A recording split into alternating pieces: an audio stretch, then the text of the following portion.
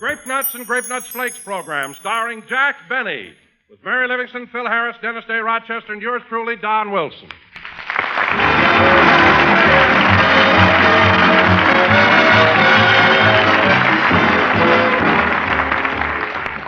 You've all heard the expression, let your conscience be your guide, of course. Well, right now, Uncle Sam is asking every one of us to pledge his conscience to his country, to help food fight for freedom. So let's all produce and conserve, share and play square with today's food. Don't patronize black markets. Buy no rationed foods without giving up the proper stamps. And eat more of the foods that are plentiful, thrifty, and unrationed, such as cereals. Delicious, malty-rich Grape Nuts and Grape Nuts Flakes, for instance. Two swell cereals that are not only thrifty and unrationed, but bring you grand whole grain nourishment. And you'll find Grape Nuts and Grape Nuts Flakes bring you an extra bonus. They bring you plenty of real enjoyment, too. Grape Nuts, crisp and crunchy. Grape Nuts Flakes, delicate, toasty brown flakes. So help food fight for freedom, friends. Let your conscience be your guide. And let thrifty, nutritious Grape Nuts and Grape Nuts Flakes help you on your way.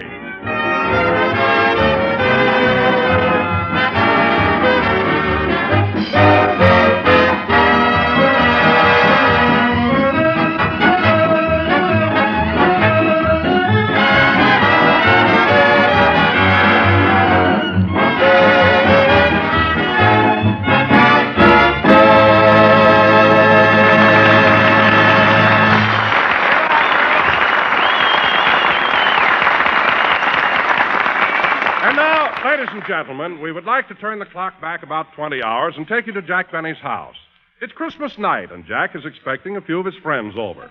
It's about 7:45, and Rochester is preparing for the arrival of the guests. I'm gonna buy a paper doll that I can call my own, a doll that other fellows cannot steal. This living room hasn't been clean in weeks. I think I'll surprise Mr. Benny and dust it. Well, that's done. And then those flirty, flirty guys with their flirty, flirty eyes. Gee, the boss sure is a nice Christmas tree. Only it seems to be leaning a little. I better get down on my knees and straighten the top up. I want to buy a paper doll that I can call my... Uh-oh. Look what I discovered here behind this curtain. Mr. Benny's box of cigars. They sure look tempting. No, I guess I better not. But I don't think he counts them anymore. There ain't no notches on the lid.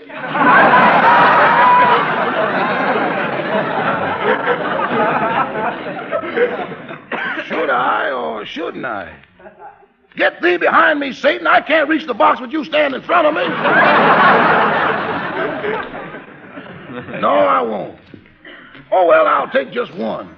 There. I guess I'll take another one. Satan enjoys smoking, too. Well, now I better sweep up a little bit. I'm gonna buy a paper doll that I can call my own, a doll that other fellows cannot steal. Attaboy, Satan. Rochester, what are you doing? Just dusting around a bit. Okay, I'll be right down. I better go in the next room and get rid of this cigar. I'm going to buy a paper doll that I can call my own. A doll that other fellows cannot steal. What was that? Must be an echo. An echo that sings harmony? Oh, well, it's Christmas. And the flirty, flirty guys with... I smell cigar smoke. Oh, Rochester! Yes, boy! What is this I'm smelling? It ain't Chanel number 5! Rochester, come here. Now, Rochester, anytime you want a cigar on Christmas, just ask me for it. Hey, I think our guests are beginning to arrive. Isn't that Miss Livingston's car pulling up? Yeah, I'll go to the door, boss. No, Rochester, I'll go. I'm going to surprise Mary. I got some mistletoe over the door, and the minute she comes in, I'm going to kiss her. Shh, quiet.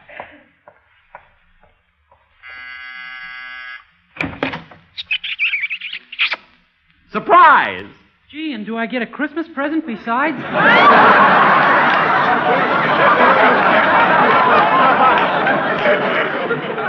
Dennis, I thought it was Miss Livingston. Well, she drove me over here, and she's parking the car. Oh, darn it.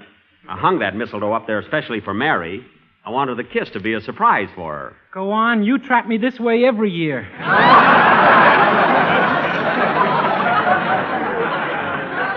Oh, quiet. I wanted Mary to get the kiss. Hey, she's coming up to walk now. Get in here, quick. She didn't see the mistletoe, so there's still time. Now, be quiet, Dennis.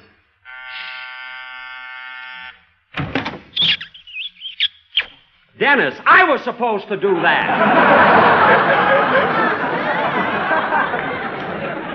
For heaven's sake. Hello, Jack. Merry Christmas. Same to you, Mary. Give me a kiss. There. Jack, I was hoping for a white Christmas, not a wet one. Oh, you liked it all right. Say, Mary, come on in the living room. I want to show you how I got things fixed up. Okay. Oh, by the way, I sent my maid Butterfly to help out. Is she here? Yep, she's in the kitchen. Say, you have got the room fixed up nice. It looks swell. It sure does. And, Mary, do you like the Christmas tree? Oh, Jack, it's very pretty, and I don't think the year in the garage hurt it a bit.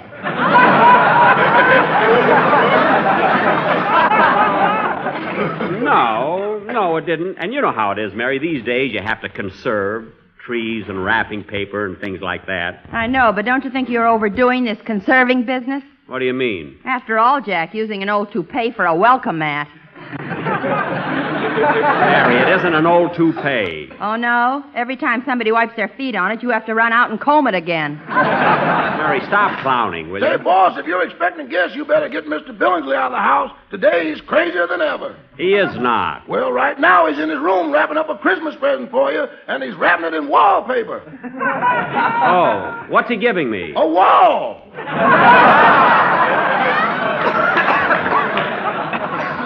Well, we can use one in the bathroom. There. Say, Mary, come in. I wonder who that is.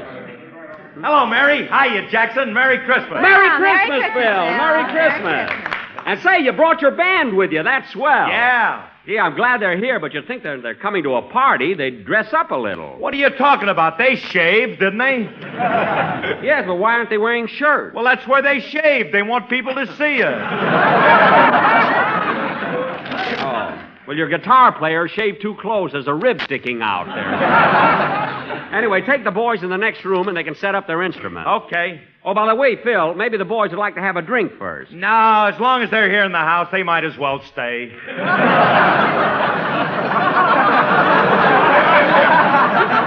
Phil, they don't have to go out for it. There's a big bowl of punch in the next room. Punch, okay. Come on, fellas, punch. Oh. Say, Mary, let's, gee, there must be some more of the gang. I'll get it, boss. Probably Claudette Colbert or Barbara Stanwyck or Ann Southern. You'd be happy if it was Lassie coming home. Now, wait a minute. I've invited a Oh, lot Mr. Benny! Mr. Benny, your riders are here. My writers?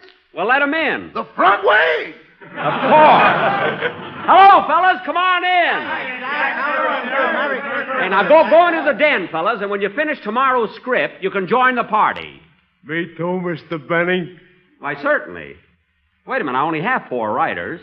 Who are you? I'm the guy who writes for them. Oh, so that's how I get my joke. Uh-huh. It ain't no picnic, I can tell you that. They beat me and kick me and twist my arm to force witticisms out of me.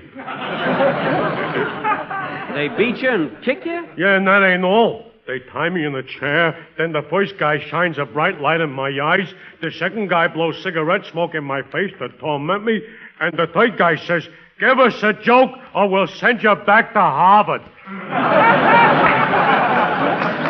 That's terrible. A fine bunch of... Say, wait a minute. What does my 4th writer do? Oh, he stands behind me and hits me over the head with a blackjack. Oh, well, as long as they're all working. I wish you'd fired those guys. Well... Except the one that hits me over the head with the blackjack. I like that.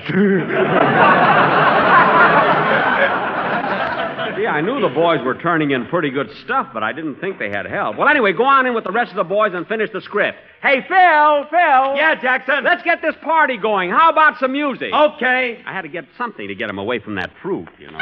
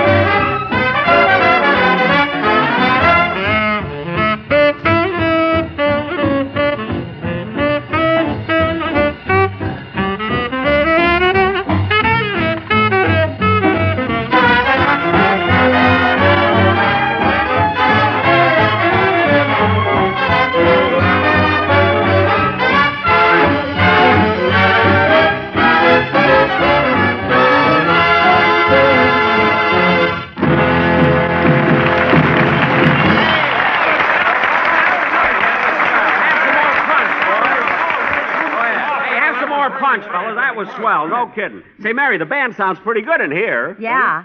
Jack, you ought to get the food out. Is it ready yet? Well, I think Butterfly should have it prepared by now. Well, let's go out in the kitchen and see how she's getting along. Okay.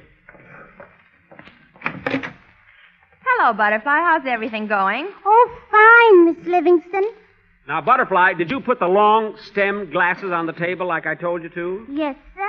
Well, what about the bucket with the ice cubes in it? I took care of that, boss. Here it is. And I put the bottle in the bucket of ice. Yes, the bottle's okay. There's enough cracked ice around it. I put a clean napkin over it. And, Butterfly, just before you serve it, you're supposed to turn it slowly in the ice. Like this. See? Oh, boy, what you go through for a bottle of Pepsi-Cola.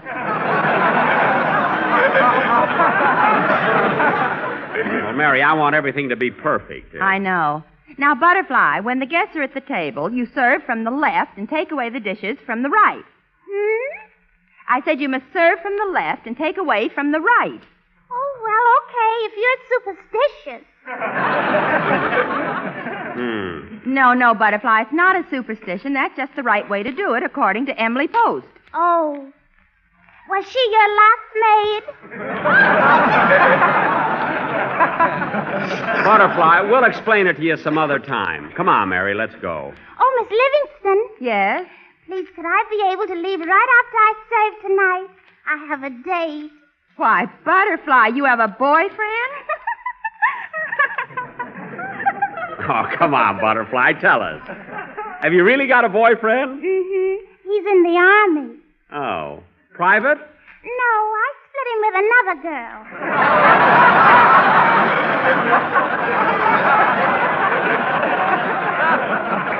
Well, I'll be... All right, Butterfly, you can leave as soon as you finish serving. Come on, Jack. Hey, Jackson, we're waiting. How about the grub, Bub? It's coming. Say, Don, when did you get in? Oh, just a minute ago. And, Jack, I want to thank you for the bonus you gave me for Christmas. Well, I couldn't think of anything to buy, and I know cash always comes in handy. What'd you do with it, Don? What did I do with it? You see this diamond stick pin in my necktie? Yes? Well, I took your bonus, added a little of my own money to it, and bought the tie. Well, I knew it would come in handy. Come on, Don, let's join the gang. We'll sing and play games and have some fun till the food's ready. Say, Jack, here comes that screwy boarder of yours. Oh, yes. Hello, Mr. Billingsley. Good evening, Mr. Benny. Having a merry Christmas, I see.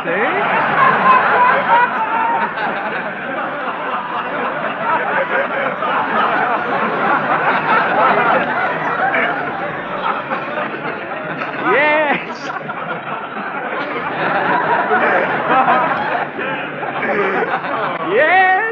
Yes, we're celebrating.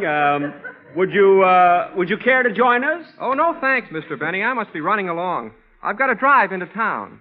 Drive? But, Mr. Billingsley, you haven't got a car. I haven't? No. My, and all the money I've spent on parking lots. Oh, by the way, that reminds me. Of what?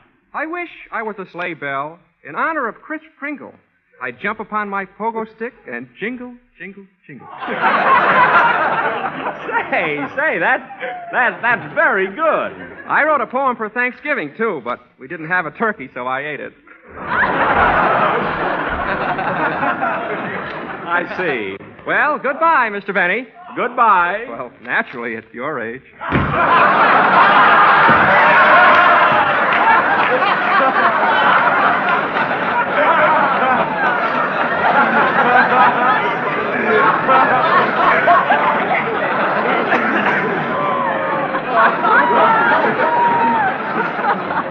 Oh, brother. Oh, what a guy. Come on, Jack. Let's join the crowd. You said we were going to play games and everything. Yeah. Well, is everybody having a good time? Quiet, Jack. Dennis is going to sing for the gang. Oh, he is? Oh, yeah.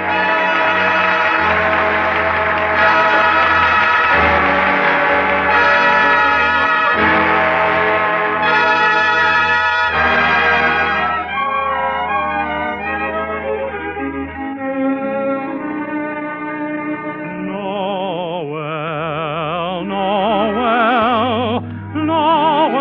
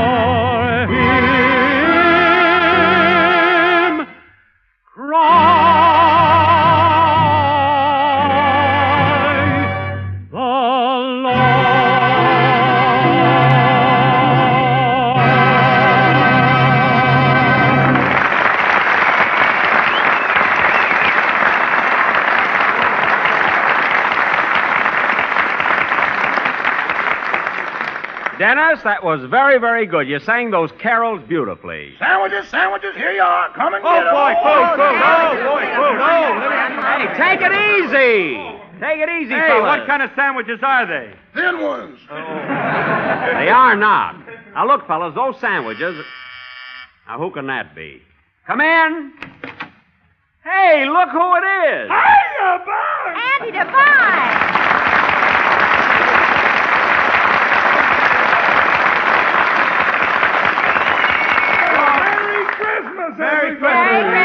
Merry Christmas, Andy. Doggone. Well, Andy, this sure is a surprise. You know, we haven't seen you since last Christmas. Yes, sir. It must be 6 or 7 months.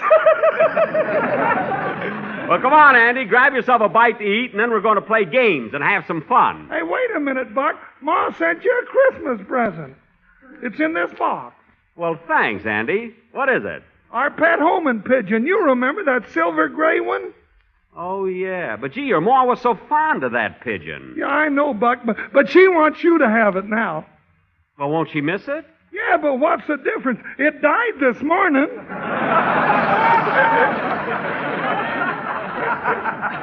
Well, it's not the gift, it's the sentiment behind it that counts. Well, anyway, Andy, I'm glad you're here to liven up the party. Yes, sir. Hey, what's going on? Is somebody going to make a speech? Speech nothing. Me and Mary's going to sing a song. You and Mary, huh? Yeah, we're going to sing a duel. A duel? Phil, when two people sing, it's a duet. Oh. Well, what is it when I sing by myself? Lousy. Come on, let's have a song. No, let's play games. Yeah. Let's play games. Let's play games. Now, wait a minute. We'll take a vote. Who wants a song? Yeah, song. Who wants to play games? Yeah. Let's play games. Who wants to hear me play the violin? Well...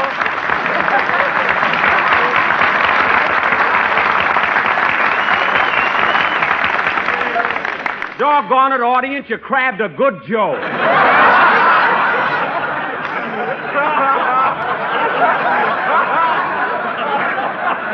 You see, and you fellas think I play lousy. That's so. Nobody was supposed to applaud there. Well, anyway, the majority rules.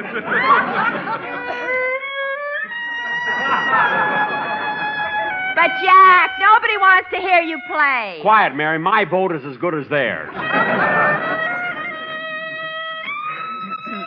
You know, I've been playing this song for years. Maybe I better learn a new one. You ought to learn that one.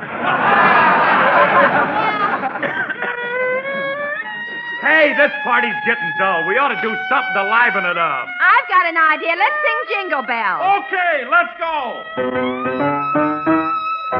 Jingle bells, jingle all the way. Oh, what fun it is to ride In a one-horse open sleigh. Jingle bells, jingle all the way. Oh, what fun it is to ride in a one-horse open sleigh. Grape Nuts Flakes, eat 'em night and day. What a thrill to get your fill of Grape Nuts in your Bombay. Toasty brown, munchy, crunchy, too. They're moldy rich, sweet as a nut, and a thrifty buy in the 12-ounce economy size package. They're a breakfast treat for you.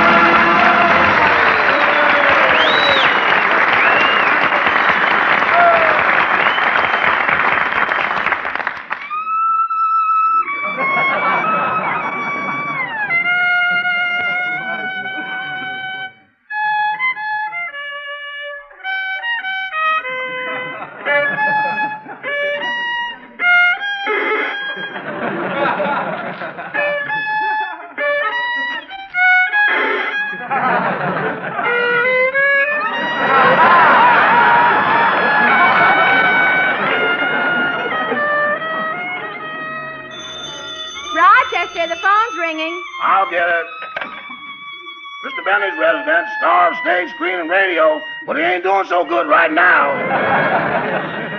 Hello, may I speak to Mr. Benny, please? Just a minute. Mr. Bentley, telephone call for you. Oh, darn it. You folks will excuse me, won't you? Oh, go answer the phone. Hello? Hello, Jack. Merry Christmas. Oh, hello, Gladys. Hey, that's Jack's girlfriend, Gladys Abisco. Well, Gladys, I'm waiting for you. Why aren't you here yet? I'm sorry, Jack, but I can't make it. Hilda didn't come to work today, so I have to wait on her tables, too.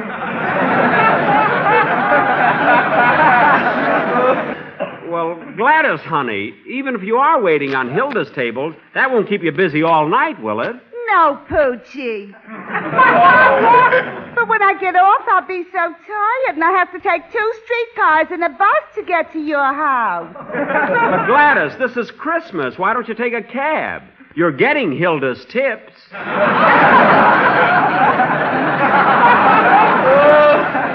know. I'm sorry, Rosebud. Well, you can't. I guess you can't. Anyway, I'll see you tomorrow night. I'll meet you at our usual rendezvous. All right. Gee, I hope there's a full moon. It's so dark in the La Brea tar pits. Yeah. Well, see you there tomorrow night, Gladys. Goodbye. Goodbye. Oh, honey. Yeah? Don't forget to wear your hip boots. Well, fellas, Gladys won't be here, so what do you say we... Hey, Rochester. Rochester. Yes, boss? Where is everybody? Have they gone home? No, boss. The party's just starting. They're all out in the backyard. Oh, good. What are they doing? Burying your violin. Burying my violin? Well, for goodness sake, you'd think that Miss Livingston would stop them. Stop them? She was the head pallbearer. Well, I'll show them. Imagine burying my violin.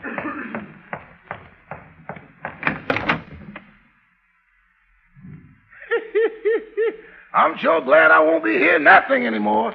I hope they bury that fiddle so deep it'll never get out. Yes, sir.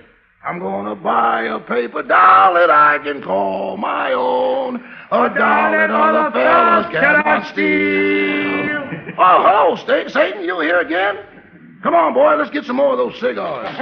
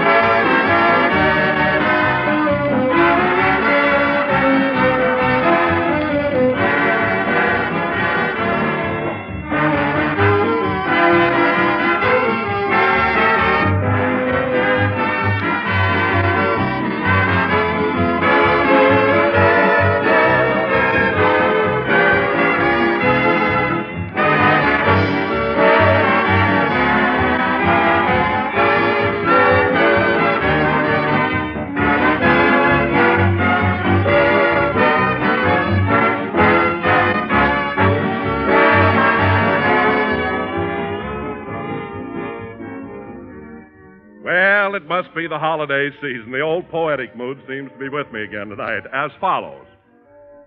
J. Algernon Withers had a case of the dithers and lost all his zip by 11.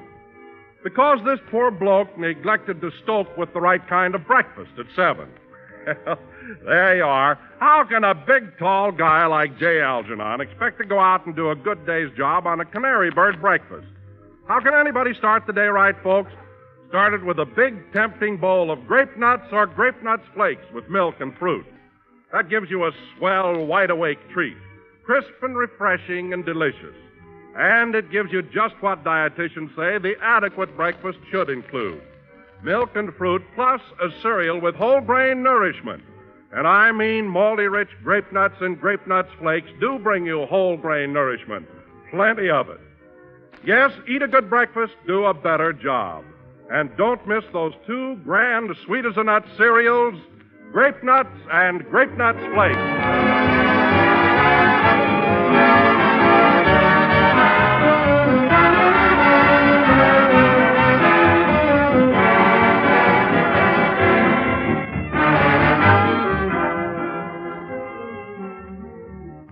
Well, folks, before we're back with you again next Sunday, it will be 1944. So on behalf of my cast, my sponsor, and myself, I want to extend to all of you in America and to all of our armed forces and allies everywhere best wishes for a happy and victorious New Year. Good night, everybody.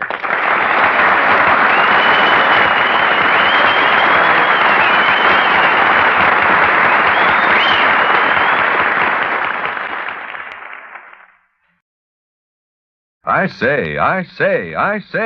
say. Get Grape Nuts Wheatmeal right away. In the new economy package Nifty, it's jumbo size and oh so thrifty. The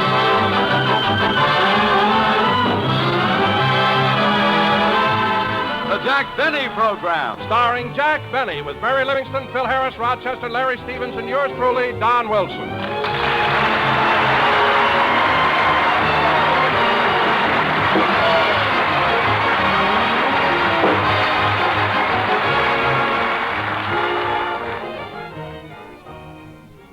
Tis the night before Christmas, and at Jack Benny's house, there are presents for all, even cheese for the mouse. Jack is up on a chair, then he's down on his knee, but you have to do that when you're trimming a tree.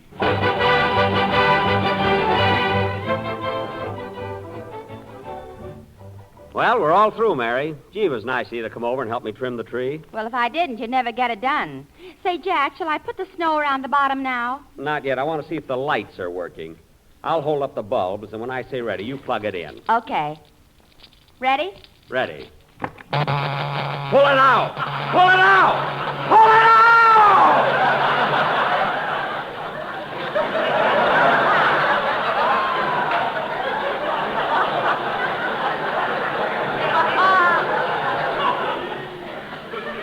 My goodness. Oh, Jack, why did you make me shut it off? Those lights were so pretty, especially those two blue ones that kept flashing on and off.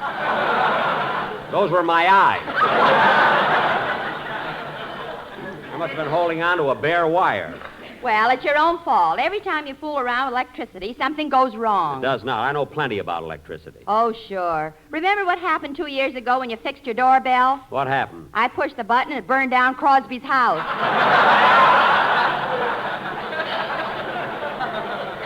Oh, stop exaggerating. Anyway, hand me that roll of tape. Give me that tape. I'll fix this bare wire right now. Here you are. Thanks. Comes to electricity, I know what I'm doing. See, when you see a bare wire, you just tape it up like this. And that way it's insulated against outside elements. There, that ought to be enough tape. All right, Mary, plug it in. Okay. Pull it out! Pull it out! Pull it out!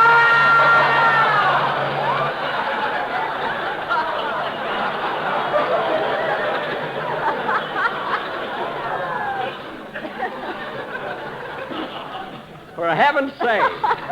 What happened, Jack? I taped my finger to the wire. That's what happened.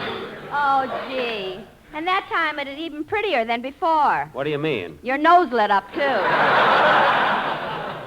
It did not. Let's get this tree finished before the gang gets here. But, Jack, what about the lights? We'll have to let that go until later. Now, hand me one of those... Oh, Mr. Benny. What is it, Rochester? I baked that cake like you told me to. Good. Did you have enough whipped cream to spell out Merry Christmas on top? Yeah. Say, boss, how many R's in Mary? 2. Oh. So you better add one.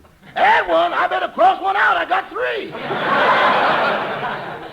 Well, leave it. It's better than ruining the cake. Okay. Oh, Rochester, will you please take these Christmas tree lights and fix them?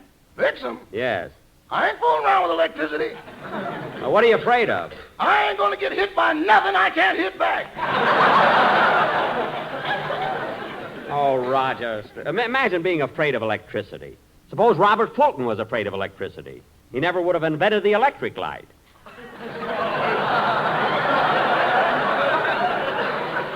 Would he? Jack, you're thinking of Thomas Edison. Edison? Well, then what did Robert Fulton do? He said, don't give up the ship. That was John Paul Jones. Now, let's not start that again. Now, Rochester, please fix these lights, will you? Okay.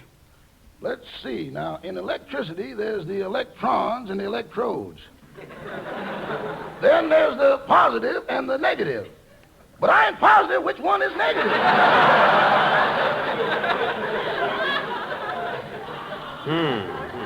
Then there's the atoms. Now, the atoms are supposed to go from the positive to the negative, or maybe they go from the electrons to the electrodes. Then again, maybe they go from Natchez to Mobile.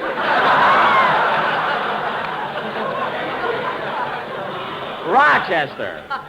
Now, as long as these atoms keep passing each other, everything is all right. Yeah. But when they meet halfway and start fighting, they're going to turn on anybody who tries to butt in. Rochester, I'm not interested in the scientific details. I just want you to fix those lights.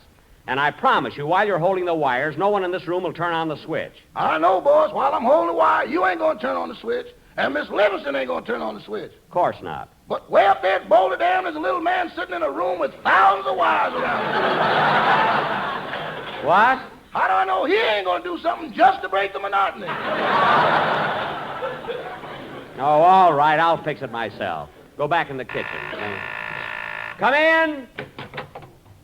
I'm looking for Mr. Benny. Mr. Jack Benny. Me? Yes. But you're a policeman. Well, now, what do you know? This blue uniform has given me away again. But, officer. Mary, say something. But, officer, Is that all you can say? that's all you said.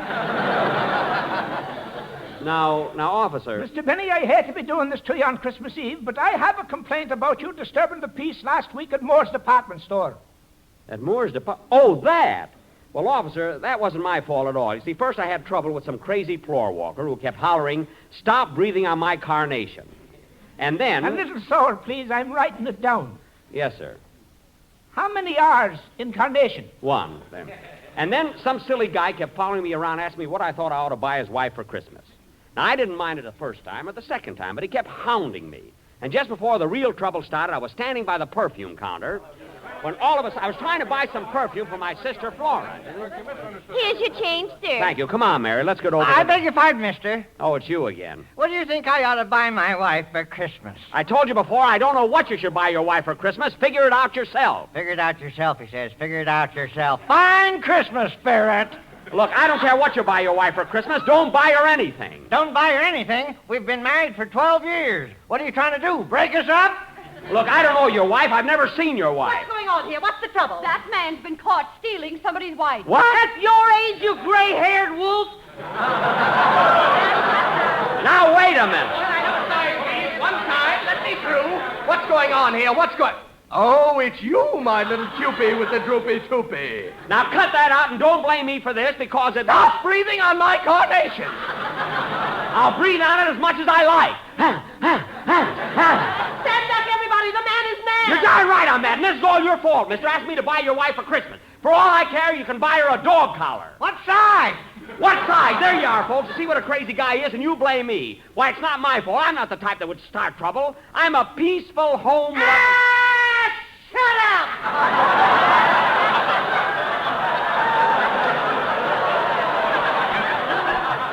Oh, come on, Mary. Let's get out of here. And that's exactly what happened, officer. Believe me. By golly, it's amazing. It sounds like something you'd hear on the radio. Yeah. Well, I'm convinced it wasn't your fault, and I'm going to forget all about this complaint and be wishing you folks a Merry Christmas. The same to you, officer. And a Happy New Year. Thank you. Goodbye. Say, Mary, he was a nice fella at that, wasn't Yes, he was. Now, come on, Mary. Let's put the presents around the tree before the gang gets here. Huh?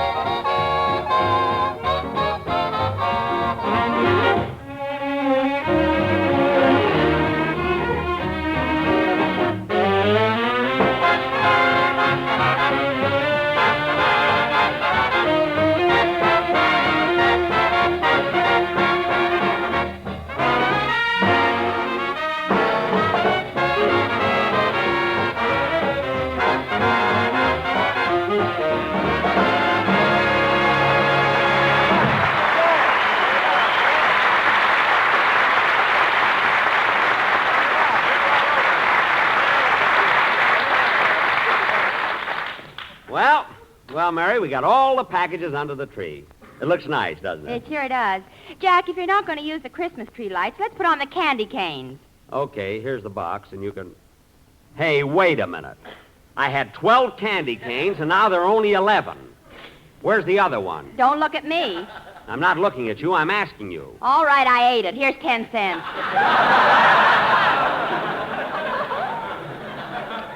Smarty. I bet you'd be surprised if I took it. I wouldn't be surprised if you sued me. Mary, let's get this finished, will you? Jack, you better pick up those lights off the floor before somebody steps on them. Oh, yes. Now, where can I put them?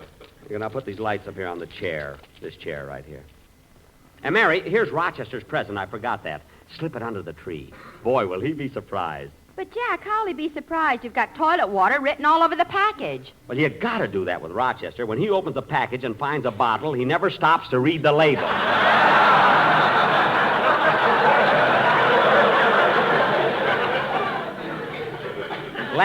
Last year, I gave him a miniature ship and a bottle, and the mast stuck out of his mouth for 3 days. Every time I asked him something, he had to answer me through the crow's nest. Believe me, Mary, I know what I'm doing. Well, Jack, I guess that does it. Tree's all finished. Yeah. Gee, it looks swell. I'm kind of tired. I think I'll sit down for a minute and smoke a cigarette. Mary, have you got a match? No. Oh, well. Oh, say, boss. What is it, Rochester? Are your socks dry yet? My socks? I think so. Well, people will be here soon. You better take them off the tree. Oh, that's right. You take them off, will you, Rochester? I'm tired. I want to sit here a while. Yes, sir. Say, this tree looks all nice, but it's kind of dark. Oh, no wonder the lights aren't plugged in. I'll fix that. Pull it out!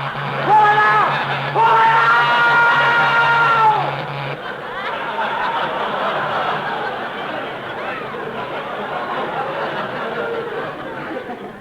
For heaven's sake.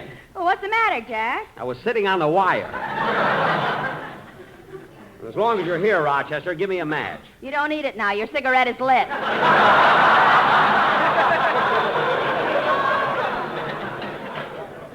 Oh, yes. Thanks, Rochester. Don't thank me. Thank that little man up at Boulder Dam. Rochester. I wonder how that guy at Boulder Dam knew I was sick. Oh, well. Come in. Hello, Phil. Hiya, Jackson. Merry Christmas, everybody. Same to you, Phil. Hey, Jackson, that Christmas tree looks terrific. Yeah, it is a nice tree, isn't it? Not only that, it's grown about 2 feet since last year. Phil, this isn't the same one. You know, Phil, I believe in the old-fashioned way of getting a tree. I know when you get up early in the morning and bundle yourself up warm, and you throw an axe over your shoulder and go out in the woods, way out in the wilderness and chop down your own Christmas tree. Yeah, you're right, Jackson. Where'd you find this one? In the lobby of the Beverly Wilshire Hotel. You said it. Timber! Yes, sir. Say, Jackson, you ought to see the tree I got in my house. I got it all decorated, and then right on top I got a big red star. A red star? Phil, it's supposed to be a silver star. I know, but this way I get 5 red points. Oh, Harris, you humorist. You're the Mark Twain of your generation. Mark Twain. Phil, it's Twain. Twain. Wheelie?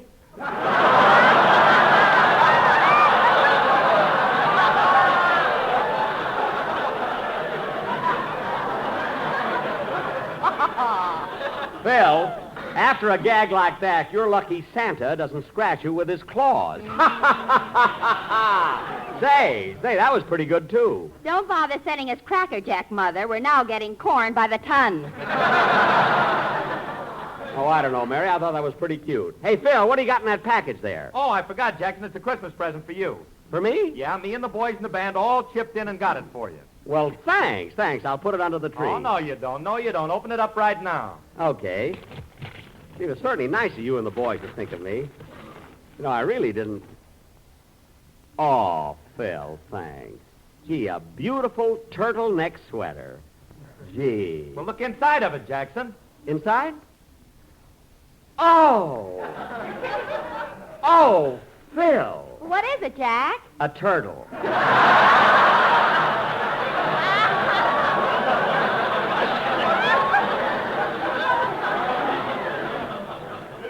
fine present.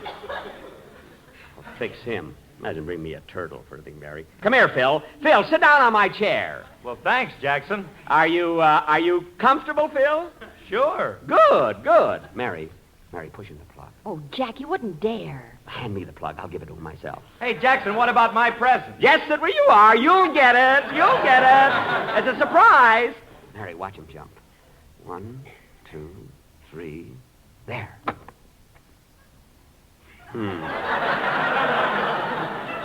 Phil, don't you feel anything? No, why? Well, what about the surprise? What's the matter? We're having a little trouble at Boulder Dam.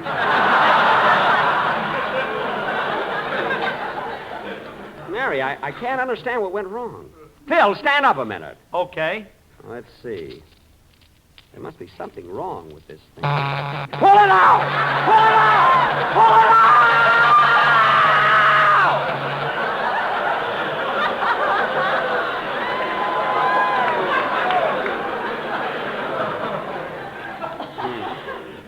Fine thing to do to a guy on Christmas Eve.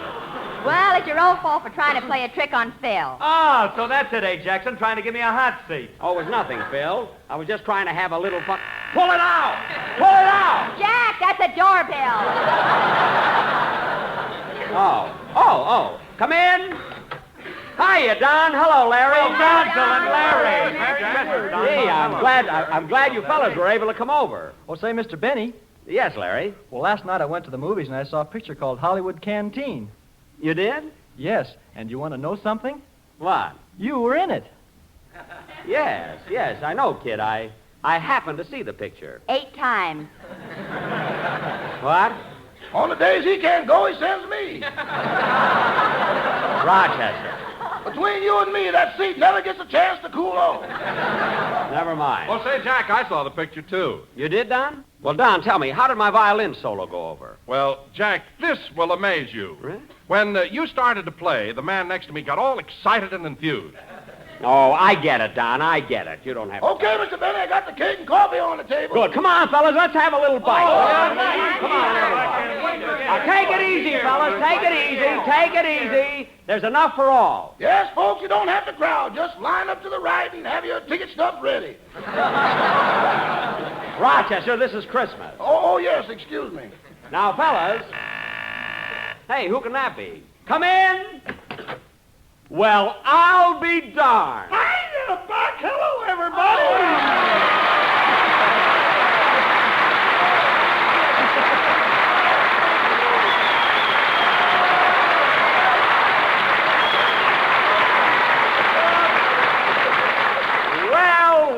Well, what a surprise. Andy Devine. Well, who'd you think I was? Frank Sinatra?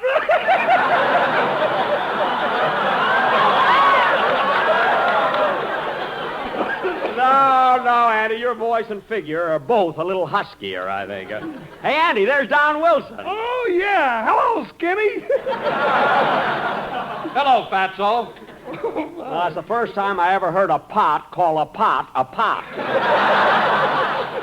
Say, Andy, how's your mother? Oh, she's swell, Buck. Hey, you know, it's nice the way you think of her every year. Oh, I always call my friends around the holidays. Well, you don't have to worry about Ma. Buck, she wouldn't think of buying her Christmas cards from anyone else but you. I know. That's why I always throw in a couple of extra ones, you know? Here you are, folks. Here's the... Oh, hello, Mr. Devine. Well, hello, Rochester. I'm glad you dropped in on the boss. Christmas wouldn't be Christmas without you. Well, thanks, Roch. You know, the holidays wouldn't be the same if I didn't see all of you folks. Those are the two voices that drove Gravel Gertie into hiding.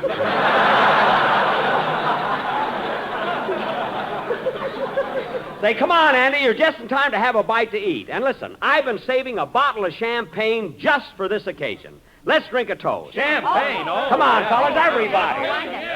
Oh, Rochester, give me that bottle of champagne. Here you are, boss. Shall I open it? No, I'll open it myself. Thank you. Now, let's see. Champagne corks are so tight. Gee, they're hard to get loose.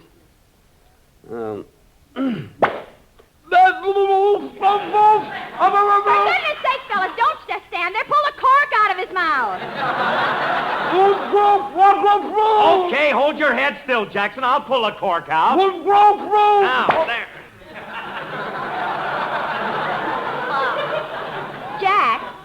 Jack, say something.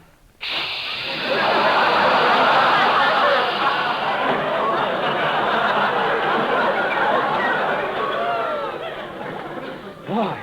Here, Rochester. Rochester, fill the glasses. Yes, sir. Hey, fellas, how about a toast? Hey, I got one. Go ahead, Andy. A toast? Go ahead. Here's to you, Buck, Mary, Phil, and the whole gang. We've been friends for a long time, and I hope it always stays that way. Merry Christmas! Merry Christmas, Andy! Merry Christmas! Jack, can I give a toast, too? Sure. Go right ahead, Mary.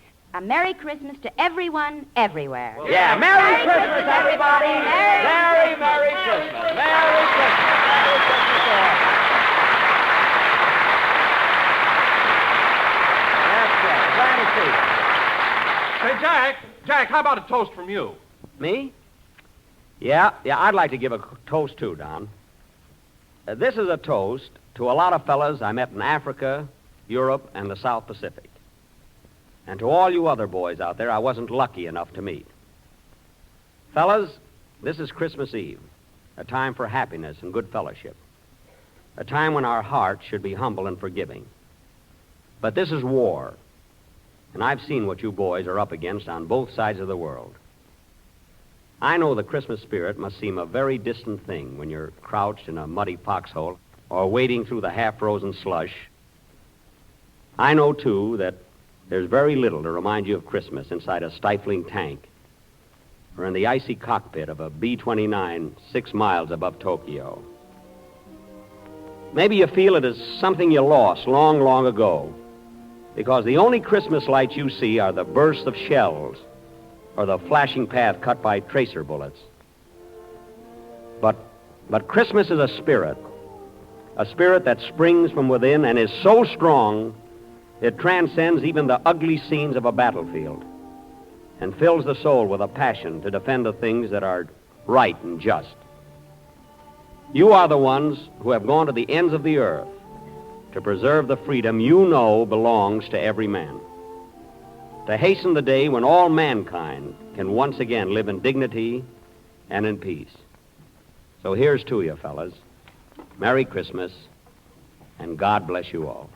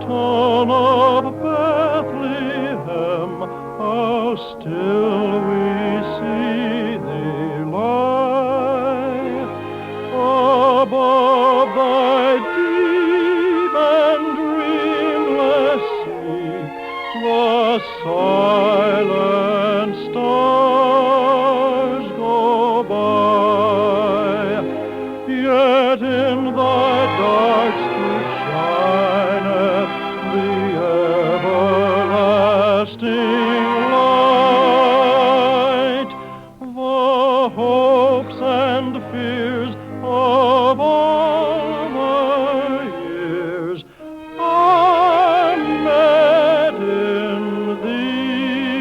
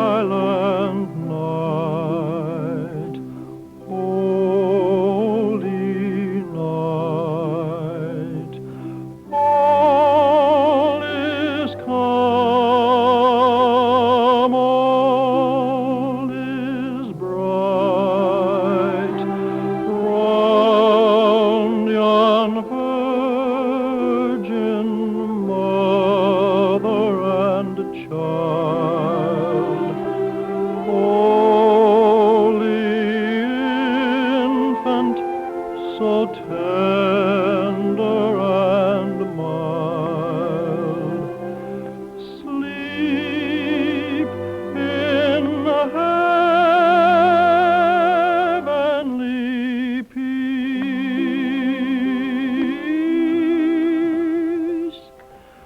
Sleep in heavenly peace. Good night, folks.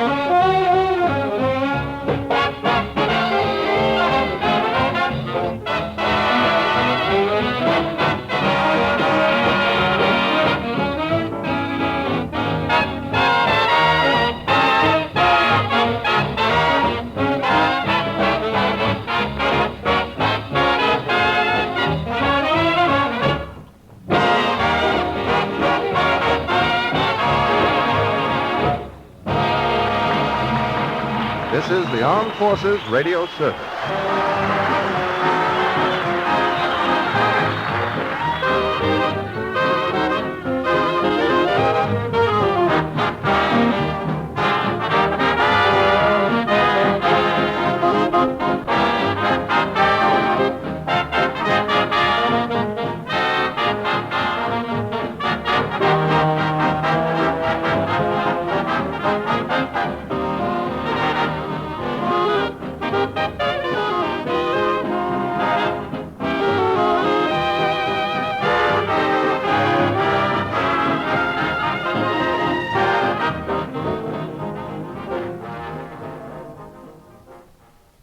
The Jack Benny Program, presented by Lucky Strike. Quality of product is essential to continuing success. And Lucky Strike means fine tobacco. LSMFT. Yes, Lucky Strike means fine tobacco.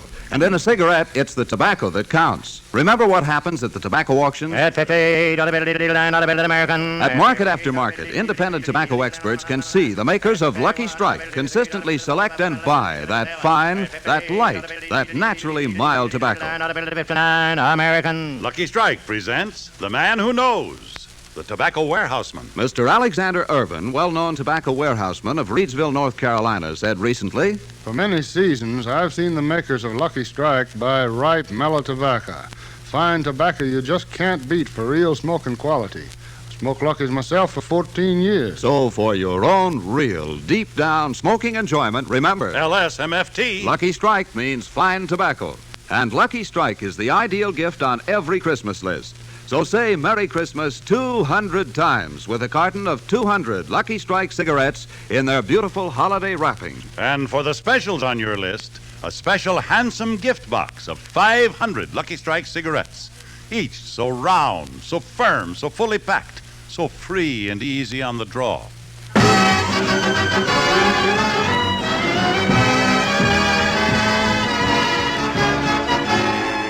The Lucky Strike program starring Jack Benny with Mary Livingston, Phil Harris, Rochester, Dennis Day, and yours truly, Don Wilson.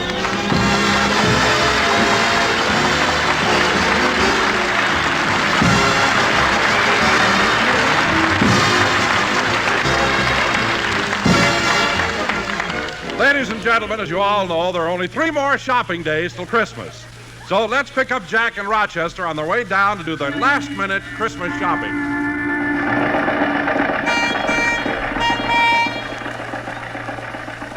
Rochester, how far is it from my house to downtown? About 7 miles, boss. Oh, fine. We ought to be there about noon. Yeah, it's a good thing we started last night. Yeah. Gee, there sure is a lot of traffic this time of year, and I have so much to do. I better check over this list. Clark Gable, a half a dozen shirts. Barbara Stanwyck, 1 dozen initial handkerchiefs. Gary Cooper, 2 pair of silk pajamas. Claudette Colbert, a lace negligee. Rochester, I hope we can deliver these things by tomorrow. Yeah, you promised them they'd have their laundry back before Christmas.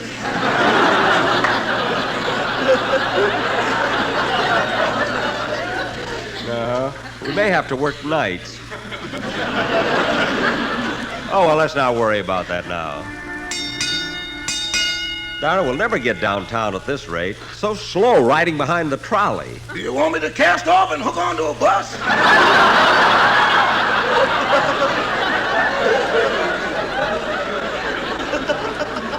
No, I can't stand those fumes. You know, Rochester, Christmas is a lot different now than it was years ago. I remember one Christmas Eve when I was a kid. The ground was covered with snow, and as I looked out the window, in the distance I could see someone dressed in red. Suddenly there came a patter of hoofbeats and a knock on the door, and the door flew open, and a man said, "The British are coming."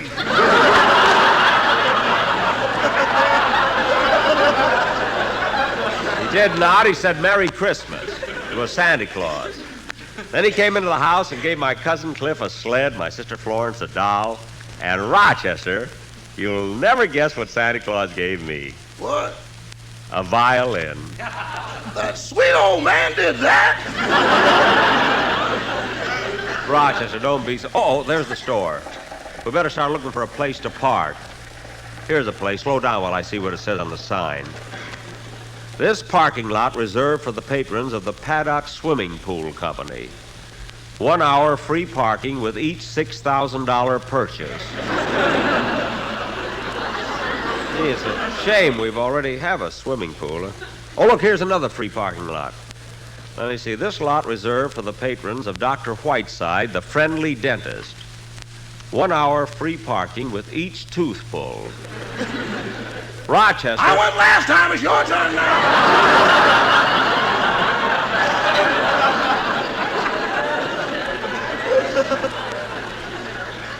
Well, never mind. Let me out and you find a place to park the car. I got to meet Miss Livingston. Okay.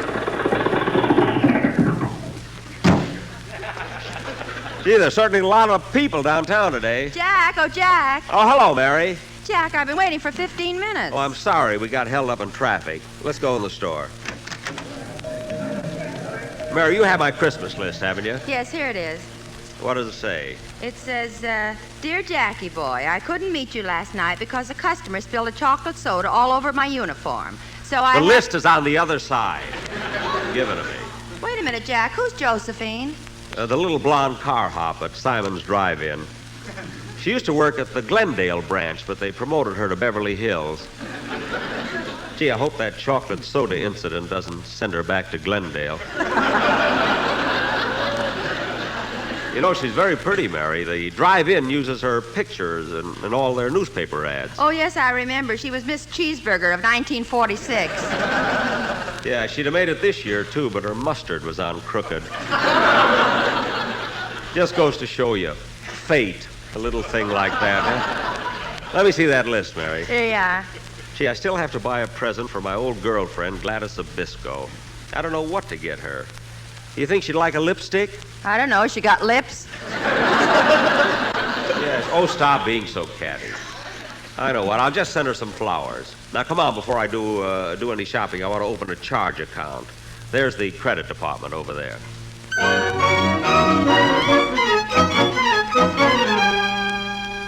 Now, Mr. Benny, I think we have all the personal information we need. Now, would you tell us something about your financial qualifications? What are your assets? Well, I own my own home, my own car. I have 3 paid-up insurance policies.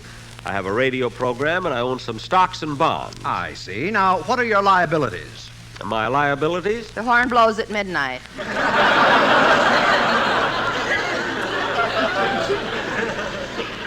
Mary. The horn blows at midnight. Oh, yes, that was a picture. Thank you. Now, Mr. Benny, in what bank do you keep your money?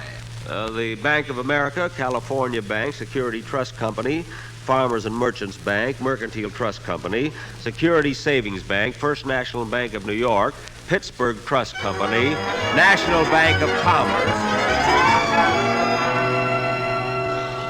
Can I help you, young man? Help me? Yes, you've been standing in front of this counter for 10 minutes. Oh, I'm sorry. I'm confused.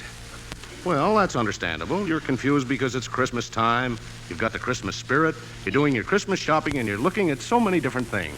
Well, that explains why I'm confused in December, but what about the other months? Well, I wouldn't know. I'm just standing behind this counter because in a moment of enthusiasm, I sold my pants.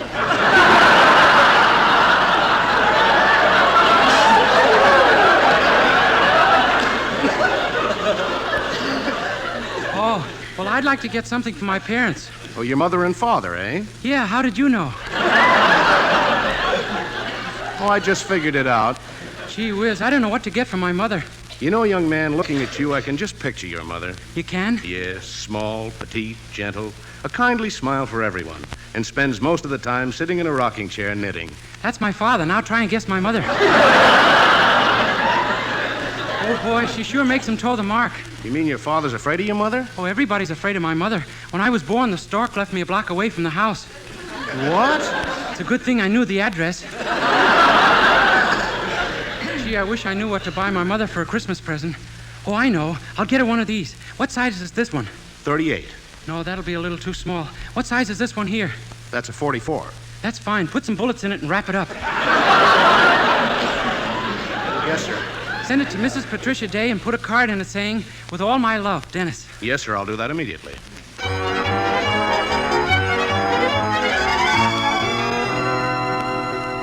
First National Bank, Bank of Manhattan, Sacramento Savings and Trust, San Francisco Bank Exchange, and the Benny Trust Company of Waukegan. Well, you certainly keep your money in a lot of different places. Yes. He's also got a St. Bernard with a coin slot in the brandy barrel. That's in case I get lost, is it? Well, Mr. Benny, as far as your credit is concerned, that's all the information we need. Thank you. Now, come on, Mary. Let's get my shopping started. Let me see that list again. There's Don, Rochester. I know what to get Dennis. He told me what he wants. And it's such a silly thing. What does he want? A bulletproof vest. Say, Mary, what would be a good thing for a 9-year-old boy? I want to get something for little Stevie Kent. Stevie Kent? Isn't he the little boy who tackled you in the football game and sprained your ankle? Uh-huh. And you're buying him a present? Mary, it was an accident. He didn't mean to do it. Then why are you suing him? I'm not suing him. I dropped the case after he paid the doctor bill. Now, come on, let's try to... Benny, Mr. Jack Benny, please report to the credit department. Oh, darn it, what do they want now? Pardon me, miss. Would you mind waiting on me, please? Why, yes, sir. What can I do for you all? Well, honey, child. You the same little gal waiting on me last year. You from Alabama, ain't you? I sure am. Are you all from the South? Am I all from the South? Honey, when I was born, the doctor held me up on my feet and slapped me with a candied yam. Well, corn my povil and mint my julep if it ain't little old Phil Harris? That's me, baby. They purchased Louisiana because I was in it. I don't doubt it for a minute. Now, what would you like to buy? Well, I don't know.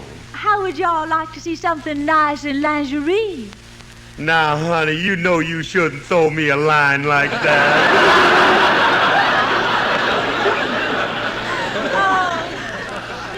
Gee, Mr. Harris, you're so cute. Yeah, everybody notices it. You know, Mr. Harris, you're so much different than I pictured you to be. On the radio, you're such a braggart. You sound so conceited. That ain't nothing. Wait till I go on television. Are you all going to go on television? Honey, when a man is as good looking as I am, television ain't a luxury, it's a necessity. Now, let me see.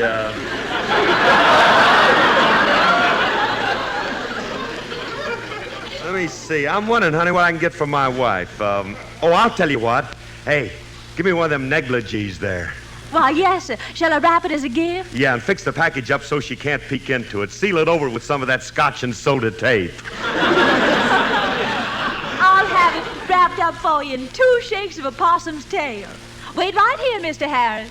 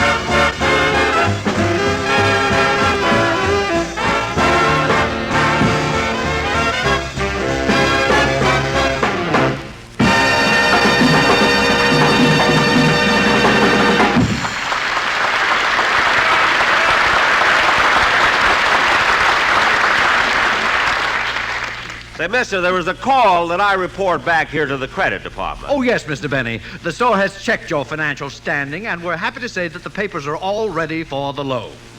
Loan? I don't want to get a loan. No, we do.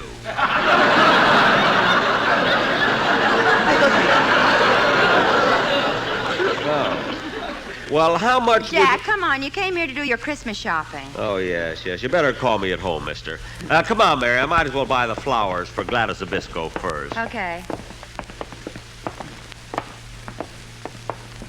Hiya, Jack. Huh? Oh, hello. Long time no see. That's right. Come on, Mary. Jack, who was that? Oh, he's that racetrack tout who used to hang around Santa Anita. What a guy. Come on, let's get away from him. Huh? Oh, wait a minute, Jack. I want to stop the lingerie counter. Okay. I like this shade, miss. I'll take this pair of 2-thread hose. You're wrong, lady. This hose is 3-thread. Oh, no, it's 2-thread. I beg your pardon, but it's 3-thread. Listen, sister, don't argue with me. Not so long ago, I was standing right where you are. Let's tell her, Mary.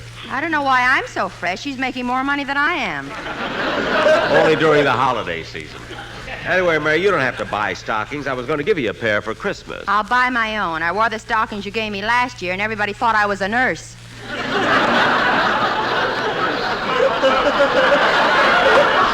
how do I know the kind you want? Now, come with me while I get the flowers. Hello, Mr. Benny. I see the Yule time is catching up with you. Oh, hello, Mr. Kitzel. Hello, are you doing your Christmas shopping? Look at these arm-loaded bundles, the things I am buying. Now, what's in that long, thin package? This is a present I'm sending to my brother-in-law. It's a hacksaw. A hacksaw? If he gets it in time, he'll be home for Christmas.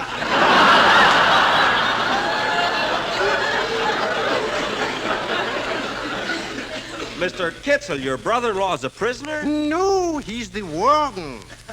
Well, if he's the warden, why does he want a hacksaw? He was playing Truth or Consequences with the prisoners, and he lost. Oh. Say, Mr. Kitzel, what are you getting your wife for Christmas? I got it already here in this box. It's a beautiful fur coat. Well, that's nice. What is it, fox or sable? On the label, it's sable. In the box, it's fox.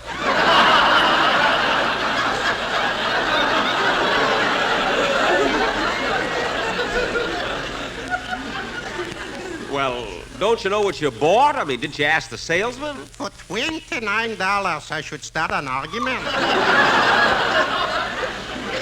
Well, maybe you're right. She'll probably like it anyway. Well, goodbye, Mr. Kitzel. Merry Yuletime, Mr. Benny. Merry Christmas to you. Merry Christmas.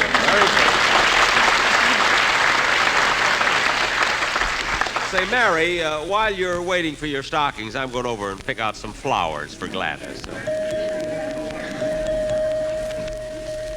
Gee, all these flowers are so beautiful. But I think I'll get these roses. Yeah, they're the nicest. Hey, Jack. Jack. Uh-huh? What you doing? I'm buying flowers. What kind?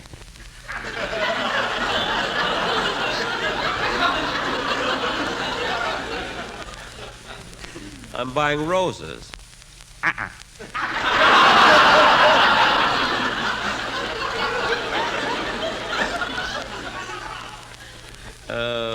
What? Take the carnations. But look, I don't want carnations. I want roses. Come here a minute. Huh? Don't be a jake. The roses are $1 a piece. That's even money. I know. The same dough on carnations will get you 6 to 1.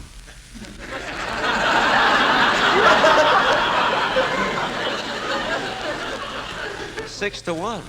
Don't take my word for it. Here it is in the seed catalog. Look, mister. I'll show you. Now, let's see.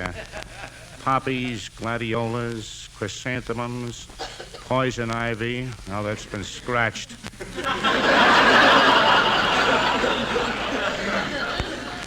Violets, daisies, roses. Yeah, here it is, roses. Blooms early, fades in the finish. Well, look, I don't care what it says. I'm still going to buy the roses. Okay, it's your money. I wish that guy would leave me alone. For God's sake. Oh, Miss! Now, let me see. I have my rifle, cartridges, my rod and reel and hooks. Yes, sir. Now, is there anything else you need? Oh, yes, a tent. Very well. How about this one over here? Well, that looks good. Shall I have it delivered? No, just put sleeves on it. I'll wear it home. Oh, Don! Well, hello, Jack. Hello. Doing your last-minute shopping? Yeah, I was just going over to the perfume counter to get a present for my sister Florence. Well, Jack, before you go, I want to show you something I bought you in the toy department. I gave you something like this last year, but you broke it, remember? Oh, yeah, but Don, that was last year. I'm too old for toys But, now. Jack, this is so novel. Now, just look at it. A set of toy wooden soldiers. Now, that's not for me, believe me. Well, now, just watch what happens when I wind them up. Don, people are watching. Don, you can show it to me at home. Here it goes.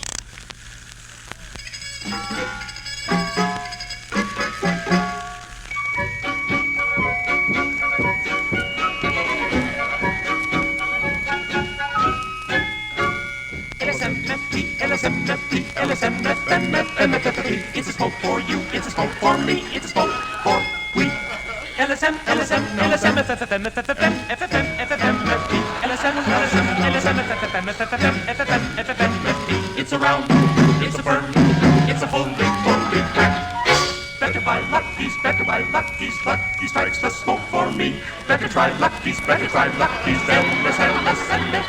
Better buy Lucky's, Lucky strikes the smoke for me. LSM, LSM, LSM, LSM, LSM.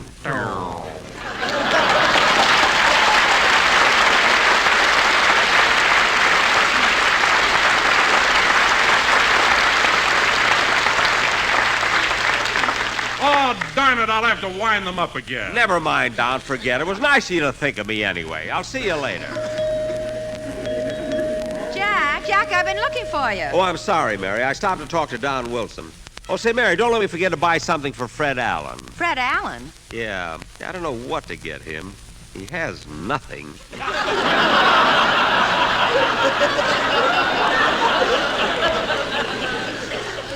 Oh, I'll buy something for my sister first. Here's the perfume counter. Pardon me, sir. I'd like to buy some perfume. Okay, mister. What kind of perfume would you like?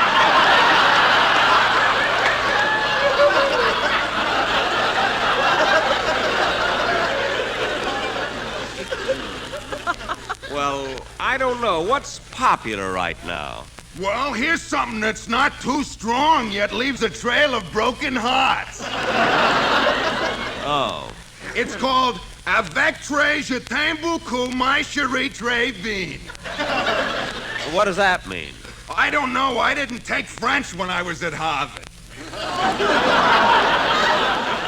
Oh, well, anyway, I don't think I'd like that. What else have you got? Well, here's some other perfume called Essence of a Locker Room.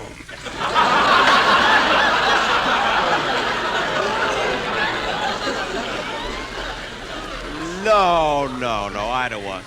Say, here's a perfume that looks nice. How much is that? 68 cents a gallon. 68 cents a gallon? What do you think, Mary? The same as you. The price is right. I didn't mean that. If you want something cheaper, here's some perfume for only 25 cents. 25 cents? What kind of a bottle does that come in? That don't come in no bottle. We keep it on tap. On tap? When I draw it fast, you ought to see the head on it. No, never mind. I'll get something else. By the way, mister, how come they put a fella like you behind the perfume counter? Oh, my regular job is in a delicatessen department slicing Limburger cheese. Limburger cheese? Yeah, once a month they send me here to neutralize me.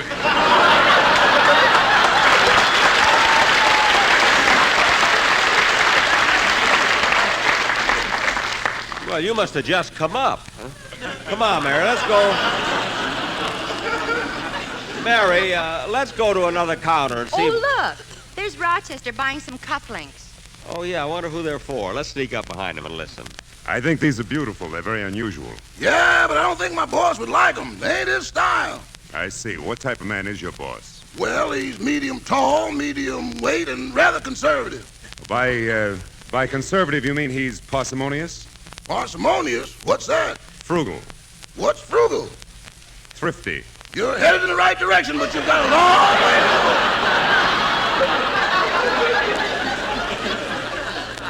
If I had those cufflinks already, I'd fire him. Quiet. I want to hear this. Now, let's see. Maybe he'd like something else. Why don't you buy him a nice wallet? He ain't got no use for a wallet. Where does he keep his money? California Bank, Bank of America, Security First National Bank, and a Philco deep freeze. A Philco deep freeze? Mr. Benny likes some of his money in cold cash. Rochester!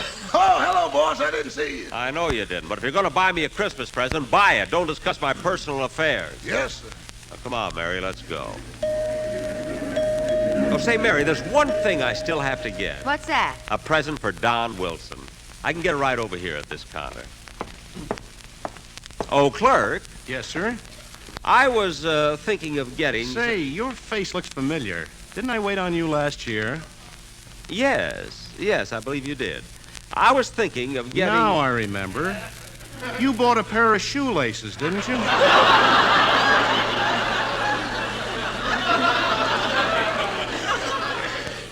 Yes, I did. Now, I was thinking of getting... You couldn't make up your mind whether to get plastic tips or metal tips. That's right. Jack, let's get out of here. Wait, Mary, I have to buy Don's present. Mister, do you happen to have... I remember how you kept coming back. First you'd get plastic tips, then you'd change to metal tips. Plastic tips, metal tips. It was a hard decision to make, you see. Now, mister, I'd like to metal tips, plastic tips, metal tips. Jack, get out quick. Wait a minute. And you came back again, and again, and again, and again. Mister. All the other clerks went home, but I had to stay. Look, mister. But you're not going to do it to me this year. Jack. Plastic tips, metal tips, plastic tips, metal tips. Get out of here. Get out of here. Get out. But, mister. Plastic tips, metal tips, jingle all the way. Everybody else had fun, but here I had to stay. Come on, Mary, let's go. Plastic tips, metal tips, jingle all the way.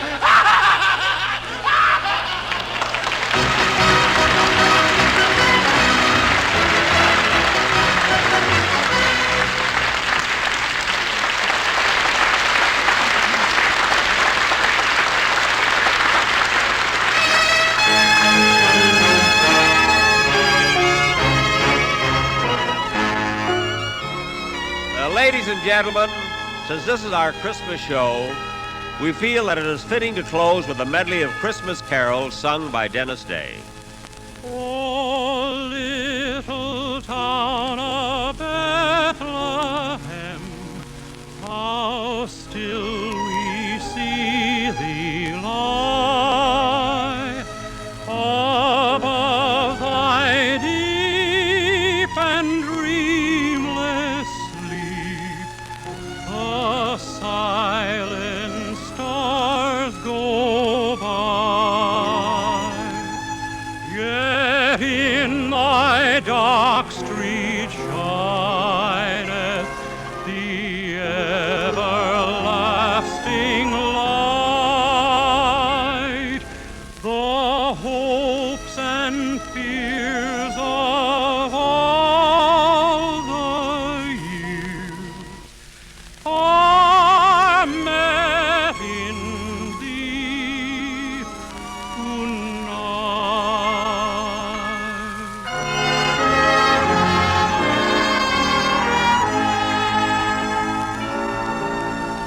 The first Noel, the angel did say, was to certain poor shepherds in fields as they lay, in fields where they lay keeping their sheep on a cold winter's night that was so deep. Noel, Noel, Noel, Noel, born is the King of Israel.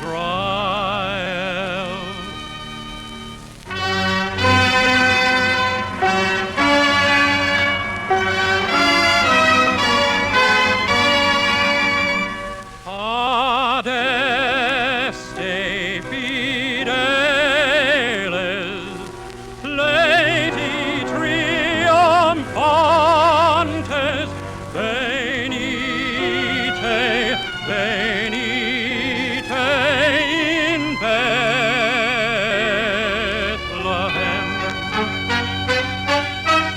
Natum videte, regem angelorum, venite adoremus, venite adoremus, venite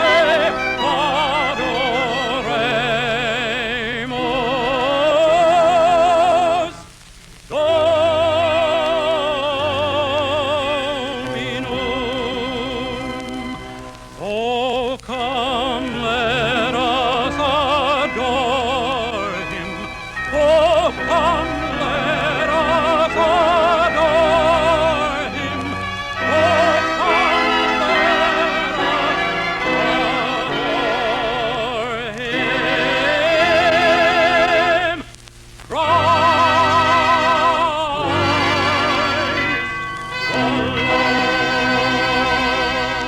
This is NBC, the national broadcasting company.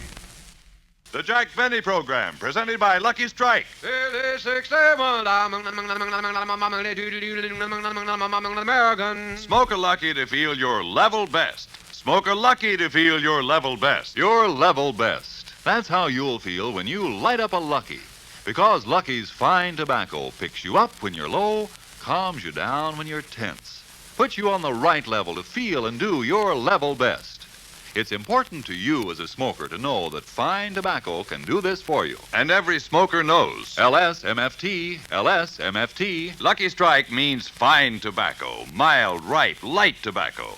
Remember, more independent tobacco experts, auctioneers, buyers, and warehousemen smoke Lucky Strike regularly than the next two leading brands combined. So next time you buy cigarettes, remember that Lucky's fine tobacco picks you up when you're low, calms you down when you're tense, by putting you on the right level, the lucky level, to feel and do your level best. That's the lucky level. Smoke a Lucky to feel your level best. Smoke a Lucky to feel your level best. Get on the lucky level where it's fun to be alive. Get a carton of Luckies and get started today. And listen, here's a Christmas gift suggestion that's bound to make a big hit. Say Merry Christmas 200 times by giving the gay holiday-wrapped carton of 200 Luckies. And for that extra special someone on your list, give Lucky Strike 500s, the handsome Christmas gift box of 25 packages of Lucky Strike cigarettes.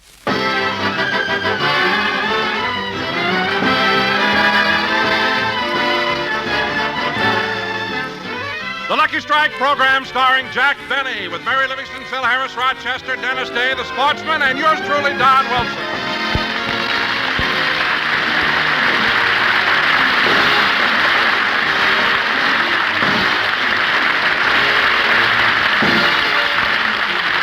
Ladies and gentlemen, there are only 5 more days till Christmas. So let's go down to the local department store where Jack and Mary have gone to do their last-minute Christmas shopping.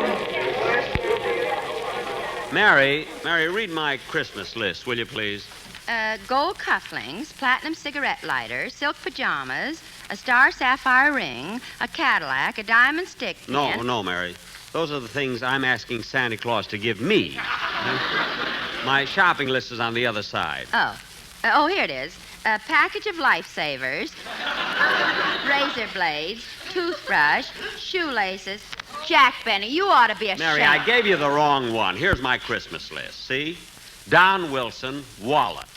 Well, let's go. The leather goods counter's over there. Okay.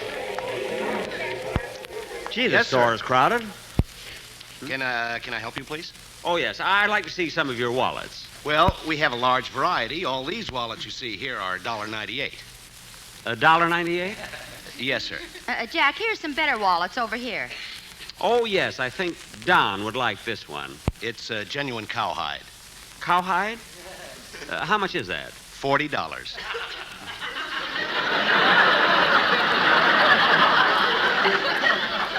Cowhide. $40? Jack, stop squeezing it. It won't give milk.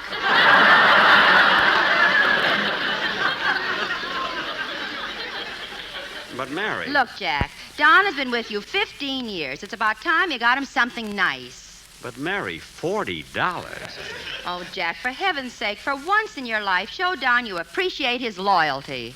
You know, Mary, you're right. I'm going to get Don this wallet. He deserves it. Mister, I'll take that $40 wallet. Yes, sir. Does that include the engraving? Oh, yes. What would you like to put on it? The price.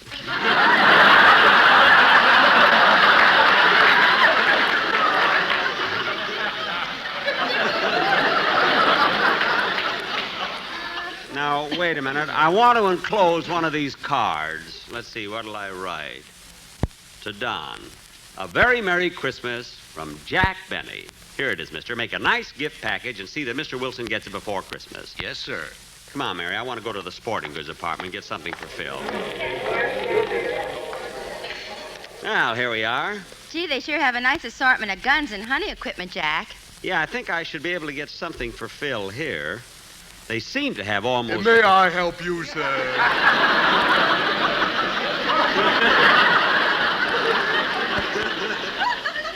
Yes, clerk. I'd like to get something for a friend who is quite a sportsman.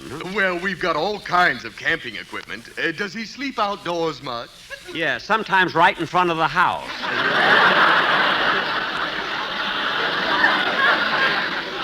Jack. Clerk, he has all the camping equipment he needs. His favorite sport, though, is hunting. See, he makes 2 or 3 trips a year to the high Sierras. Oh, does he hunt bear? Well, a few days ago, he...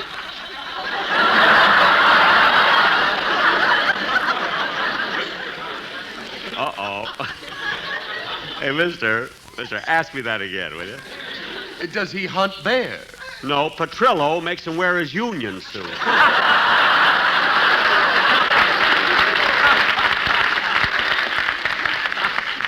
What's the matter, clerk? Didn't you get it? Yes, and if you'll lend me your handkerchief, I'll wipe it off.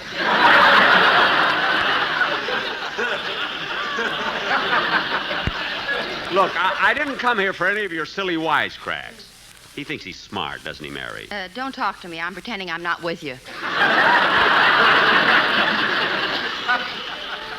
What? And now, sir, supposing you look over some of these items while I take care of another customer. Okay. Do you mind if I fool around with this gun? Not at all. It's loaded.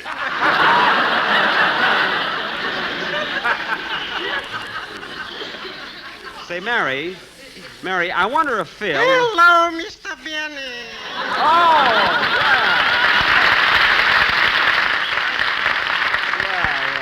Hello, Mr. Kitzel. Are you doing your Christmas shopping? Yes, I'm buying a Christmas present for my wife. She's always complaining she hasn't got what to wear. So I think I'll get her something sporty in the line of clothes, you know. Well, that sounds nice. Why don't you get your wife a pair of slacks?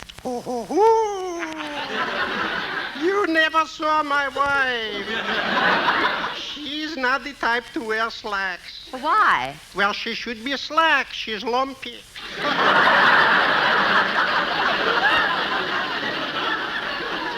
Oh, your wife is a little chubby, eh? A little chubby. From the back, she looks like Don Wilson from the front. And sideways, you wouldn't believe it. I'll take your word for it. Tell me, Mr. Benny, what are you getting your neighbor for Christmas? My neighbor? Yes, Ronald Goldman. Oh, no, that's Ronald Coleman. I don't know what to get him, but I'll think of something. Yes, I suppose. Well, I better finish my shopping. Lumpy is expecting me home for dinner. Well, goodbye, Mr. Kitzel, and Merry Christmas. The feeling is reciprocal. Come on, Jack. Make up your mind. We still have other shopping to do, you know. All right. I think I'll take this fishing outfit. Oh, clerk. Just a minute. I have other customers. Oh, all right. I'll wait. That'll be $8.76, madam. Have you decided on that, sir? Good. That'll be $12.75. Gee. Yes, ma'am. $16.50 out of 20. Gosh. Ouch. Finally got your nose caught in it, didn't you?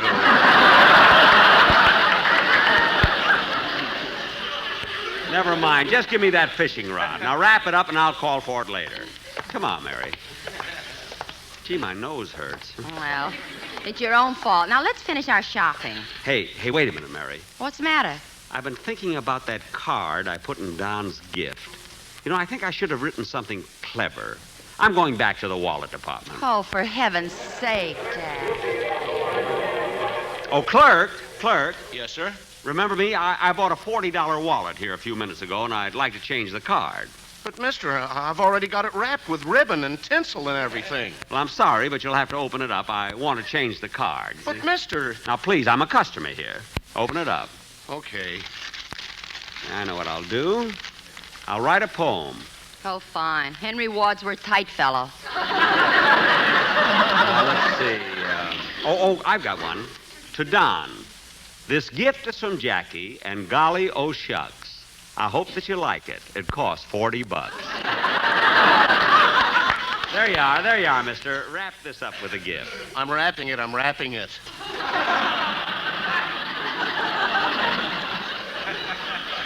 Come on, Mary.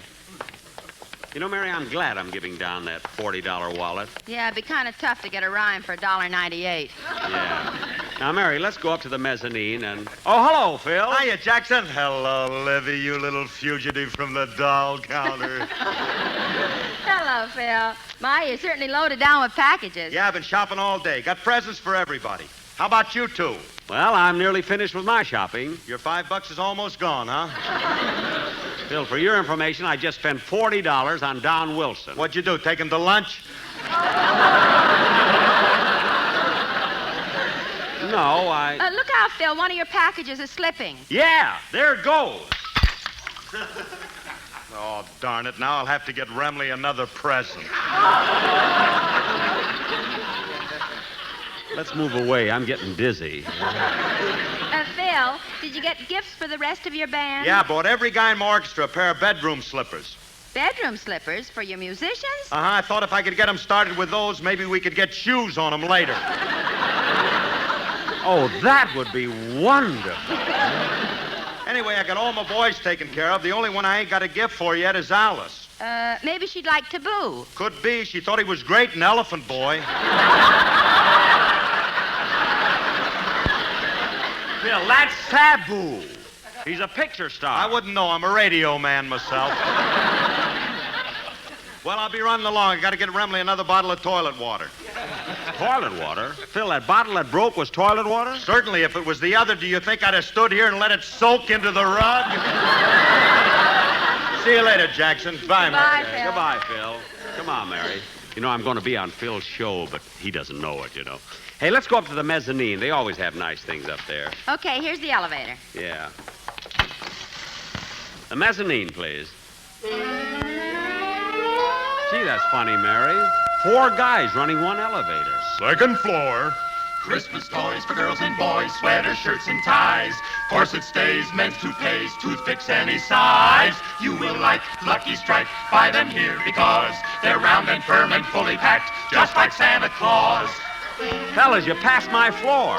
Look, I wanted to get off at the mezzanine. 3rd floor. Here you'll find Venetian blinds, pool and billiard cues, movie reels, rubber heels, boots and button shoes, coaster bikes, Lucky Strikes. Try one and you'll see your best bet in cigarettes is LSMFT. Fellas, look, take me down, will you? I wanted the mezzanine. 4th floor. Oh, for heaven's Pots and pans, garbage cans, silverware and knives, buggy whips and pillow slips, chinaware and chives, cartons of smokes you love make a perfect gift. Lucky's are the best by far, so give your friends a lift. Look at fellas, please. I wanted the mezzanine. Take me to the mezzanine. 5th floor. Tootsie Rolls, donut holes, button hooks and bows, violins that fit your chins, shovels, rakes, and hoes, railroad spikes, Lucky Strikes, get them on this floor. Once you smoke a Lucky Strike, we're sure that you'll want more. Look, boys, I want to finish shopping. Now take me down to the mezzanine. Going down. Mezzanine, gasoline, alligator bags, coats and boats and billy goats and girdles if it sags. Let us off, we got things to do. Merry Christmas to you all, and a Happy New Year too.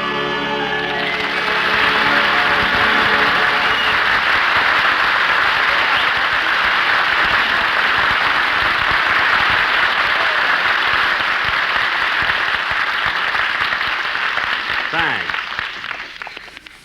Look, Jack, we're back on the main floor. Well, how do you like that? I asked him to say it's just as well. You know, I've been thinking about that card for Don's wallet. Jack. I don't think it's an appropriate card for a $40 gift. I'm going back and change it. Well, I haven't got nerve enough to face that clerk. I'm going to buy something for my sister, Babe. Babe, what are you going to get her? Well, she asked me to send her a telescope. What does Babe want with a telescope? She lives across the street from the YMCA. Oh. Well, I'll meet you here later. I'm going to change that card. Oh, clerk. Clerk. Yes, sir. What can Oh, it's you again. Yes. I want to change the card in that gift. Oh, no. No. First you buy the gift, then you write the card. Then I wrap the gift. Then you change the card. But look, Mr. Then I unwrap the gift. Mr. And then you rewrite the card. And then I wrap the gift. And now you want to write another card. Look, never mind that. Just unwrap the gift, will you? I've already sent it down to the delivery department. Well, look, you'll just have to go down there and get it. All right, I'll go. I haven't run into anyone like you in 20 years. Oh, why did the governor have to give me that pardon?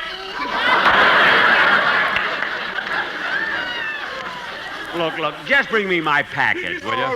All right, I'll get it. I'll get it.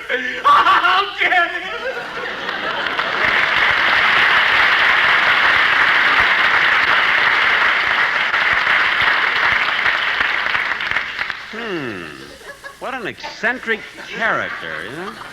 Something like it.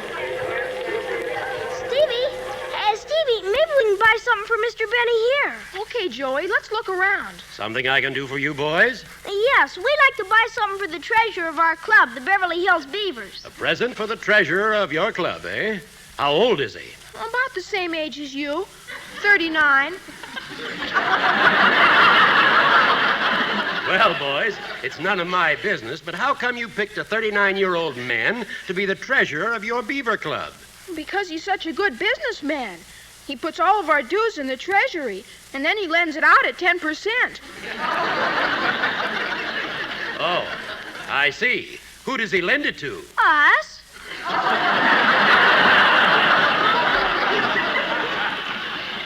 And now that it's Christmas, we were thinking of getting him a necktie. Well, that's always a nice present. Why don't you buy him one that matches his favorite suit? No, we like this one. It matches his eyes. Oh, are his eyes blue? Bluer than the waters of Lake Louise under a sultry summer sky.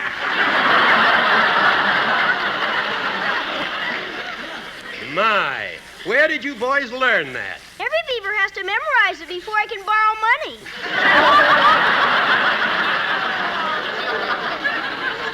Well, I'm sure he'll like this tie.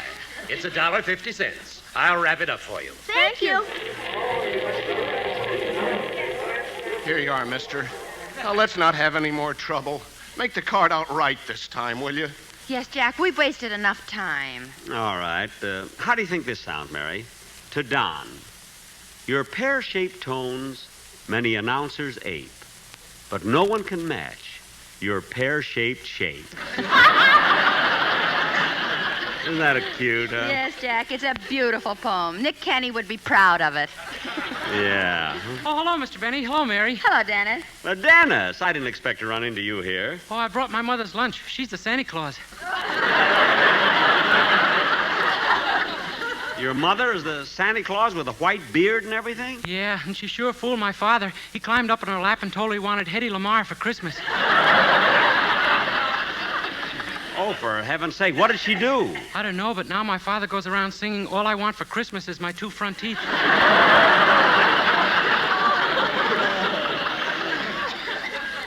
Oh, say, Dennis, listen. Come here a minute, will you? Huh? Dennis, you've been a nice kid, and you've been with me so long. Here it is Christmas, and, well, here's a $50 bonus. Oh, that's just a trick to get me to buy something for you. It is not. I don't care if you don't get me anything. Oh, yeah? Last year when I forgot to buy you a present, you picked me up and threw me in your Bendix. What? And then you charged me 40 cents for washing my shirt. Look, kid, if you don't want... Oh, my goodness. What's the matter, Jack? Just a minute. Oh, clerk. Now what? Now what? That card I wrote to Mr. Wilson, I left it right here on the counter, and I can't find it. Oh, don't worry about it. I found it, and I put it in the package, wrapped it up, and sent it down to the delivery room. Well, I forgot to sign the card.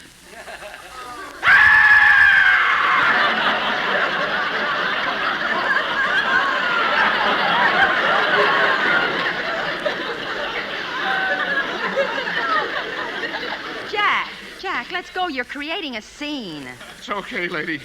I'll get his package. The customer is always right. And this jerk is a customer. You see, Mary, you've got to know how to handle these people, you see? Now, come on, let's shop around till he gets the package from the delivery room, will you? Say, Mary, what do you think I ought to get for my sister Florence? Well, I don't know. Lingerie might be nice. Say, yeah, that sounds pretty good. There's the lingerie counter right over there. Oh, yes. Pardon me, but would you mind waiting on us? Why not?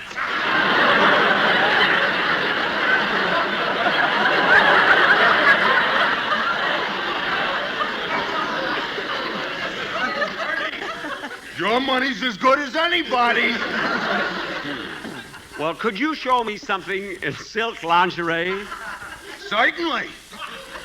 What's your size? Look, they're not for me. They're for his sister, size 34. Okay. Here's a whole box of them. Will you lay the lingerie out for us, please? Well, just a minute till I put my gloves on. Gloves? Touching that stuff with my bare hands makes me a nervous wreck.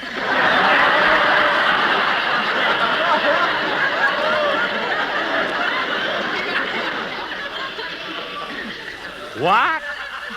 Especially the black ones.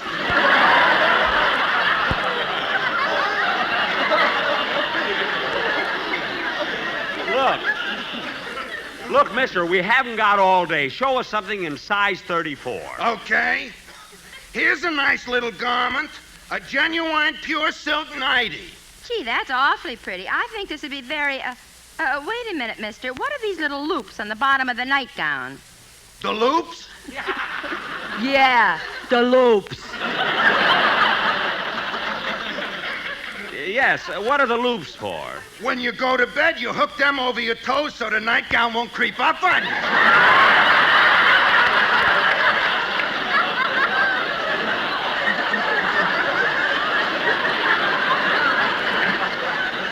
Well, that's swell, really. Wrap it up and send it to my sister, Mrs. Florence Spenchel. Here's the address. Yes, sir.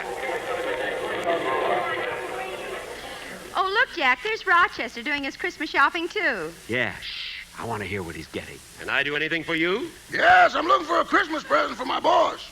Perhaps if you told me something about your employer, I'd be able to make some suggestions. How old is he? That and what happened to the gas man are the two burning issues of Beverly Hills. Well, you can't go wrong if you get him a nice scarf. We have some beautiful silk ones for $20. Yeah, I'd like that. Jack, he'll hear you. No, I'm afraid $20 is more than I had in mind. We also have some lovely ones for $15. That's still too much. $12.50? Uh-uh. Well, we have other gifts for about $10. $7.50? $6? $5? When you get down to $1.25, wrap it up. Well, that's not much of a gift. What does your boss usually give you for Christmas? A brand new dollar bill and a lecture on the evils of wine, women, and song. Oh. Well, look, if he's that kind of a man, why do you keep working for him? Well, it's kind of hard to explain. But he's good, thoughtful, kind, considerate, and he gives me his old toupees to cover my bicycle seat. Oh. Well, here's a nice red scarf, which is really an excellent buy. I'd rather take this one here. The color will match his eyes. Are his eyes blue? Bluer than the waters of Lake Louise under a sultry summer sky. Oh, are you a beaver? No, but I work like one.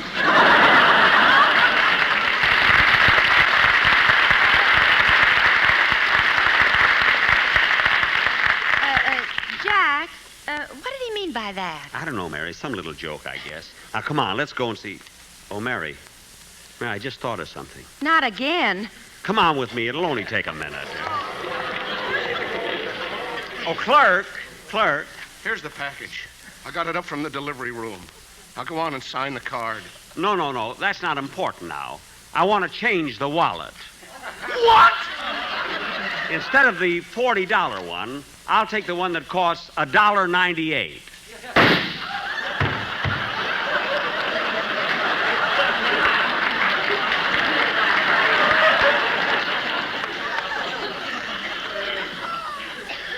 Gee, he was such a young fellow, too. Well, I'll take the $1.98 wallet and put the money in his hand. Come on, Mary, let's go. Now, I wonder if we have to... Oh, look who's here. Hey, Don! Don! Oh, hi, Jack. Hello, Mary. Gee, what trouble I'm having in this store. Wish I didn't have such a big stomach. Why? Well, it seems there's a piano missing, and they searched me 3 times. Oh. Don, have you bought your wife's present yet? Oh, yes, I did that yesterday, but today I bought a gift for our gardener. Your gardener? Well, what'd you buy him? A $40 wallet. A $40 wallet? For your gardener? Jack, the only other ones they had were $1.98, and I wouldn't give that to a dog. Well, you can start barking, brother, and Merry Christmas. Yeah. Merry Christmas, John. See you later. Come on, Mary, let's go home.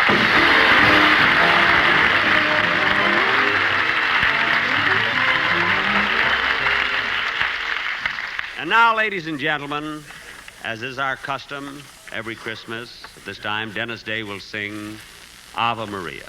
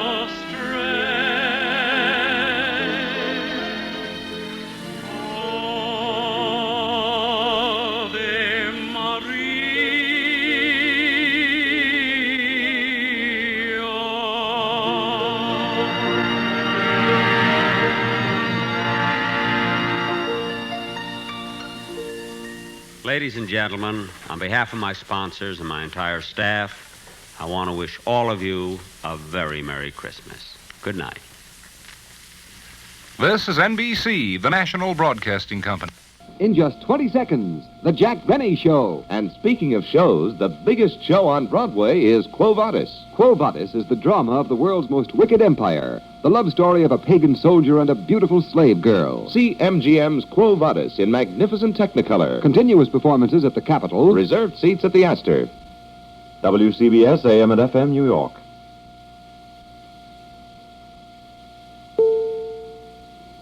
The Jack Benny Program, presented by Lucky Strike. Be happy, go lucky, be happy, get better taste. Be happy, go lucky, get better taste today. Lucky's taste better. Friends, LSMFT. Lucky Strike means fine tobacco. Fine, mild, good-tasting tobacco. There's no substitute for fine tobacco, and don't let anybody tell you different. Yes, Lucky's taste better. Because their fine, mild, good-tasting tobacco goes into the cigarette proved the best made of all 5 principal brands. Let me repeat that. Proved the best made of all 5 principal brands. That's not an empty claim. That's a fact. Verified by leading laboratory consultants. For example, Froling and Robertson of Richmond, Virginia, who report, it is our conclusion that Lucky Strike is the best made of these 5 major brands. So don't be misled by double talk. Remember the facts. Enjoy fine, mild, good-tasting tobacco in the cigarette that tastes better, Lucky Strike. So mild, so smooth, so firm and fresh, with better taste in every puff. When you buy cigarettes, remember, Lucky's taste better. And right now, Lucky's are available in bright, festive Christmas cartons. So this year, make it a happy-go-lucky Christmas. Give all your friends Christmas cartons of Lucky Strike, the cigarette that tastes better. Be happy, go lucky strike today.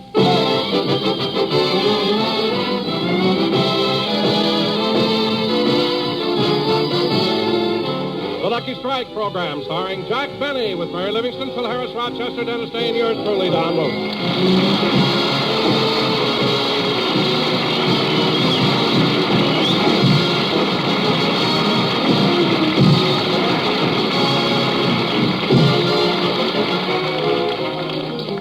Ladies and gentlemen, Christmas is just 2 days away. So let's go out to Jack Benny's home in Beverly Hills, where we find Jack and Rochester busily trimming the tree.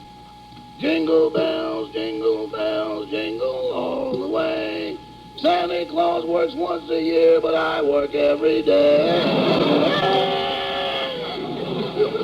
Jingle bells, jingle bells. Rochester, look, if you're just going to stand there singing, we'll never get this tree decorated.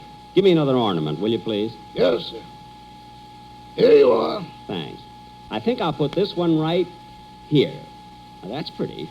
Now, give me another one, will you, Rochester? Yes, sir. Here you are. Thank you. Now, I'll put this one on this branch. Just a few more and we'll be finished. Rochester, this time give me a big one. Coming up. Here you are. Oh, boy, this is really a big one. I think I'll hang this one up near the... Oh, darn it, I broke it. And I try to handle it so gently. Boss, next year, why don't you buy ornaments instead of having me blow them out of bubble gum?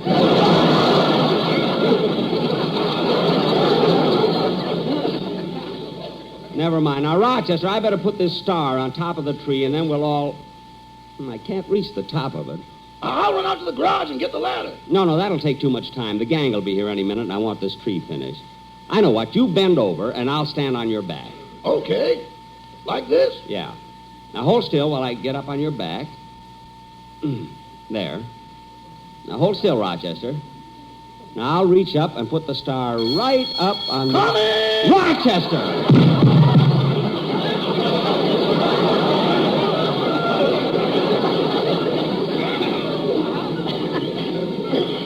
Ooh. Oh, my goodness, boss. Boss, are you hurt? Rochester, you knew I was standing on your back. Why did you move? It's your own fault. My fault? Yeah, you work me like a fire horse, and when I hear a bell, I gotta go. Oh. Coming! Fire horse. Hello? No, I'm sorry. Who was that? False alarm. Now, Rochester, I want to put this star up on the top of the tree, so will you please try... You better answer the door first. Yes, sir. Jingle bells, jingle all the way. Oh, what fun is it? Hello, Rochester. Merry Christmas. Oh, and a Merry Christmas to you, too, Miss Livingston. Come on in. Hello, Jack. Have any of the other... Hold it, Mary. Hold it. Don't move. What? You're under the mistletoe. Here I come.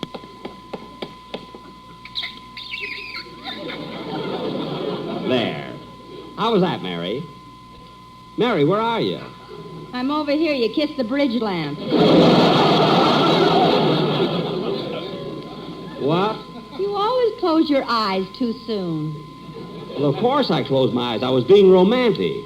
Romantic? Yeah. What are you laughing at? When you came at me with your lips puckered up, you looked like the super chief whistling at a crossing. Super chief. Some joke. I'm only kidding, Jack. What about these presents I brought? Where shall I put them? Oh, presents, huh? Well, let's go in the living room, put them under the tree. Rochester, what are you doing? I'm putting snow on the branches. Oh, good.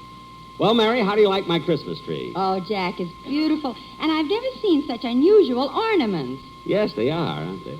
You know, but this one should be moved a little toward the...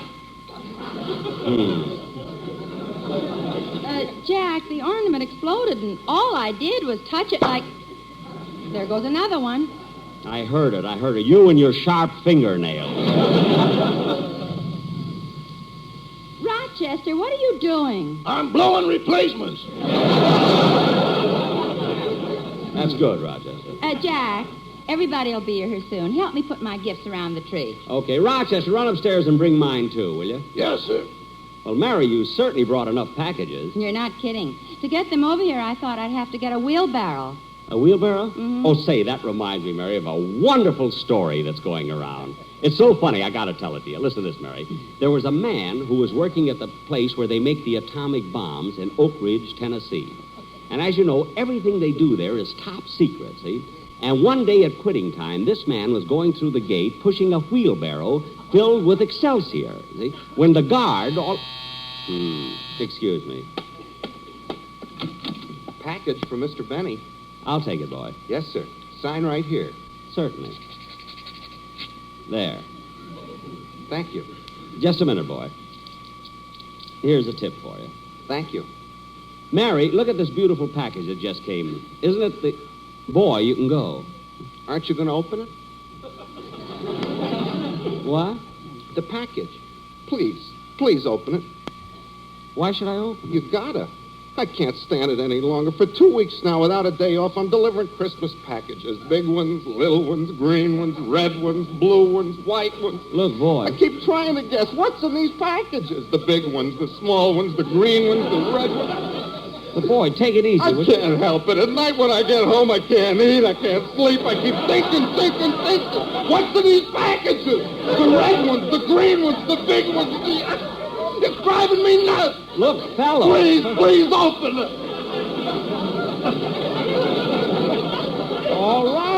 All right, I'll open it. He's going to open it. Hurry. Well, control yourself. I'm opening it. There, it's open. It's for my brother-in-law, Leonard Fenchel. I don't care who it's from. What is it? Here it is, see? It's an ashtray. Oh, goody. It's an ashtray. Oh, no, I can sleep tonight. Jingle bells, jingle all the way. Oh, what fun it is to know on such a circuit day.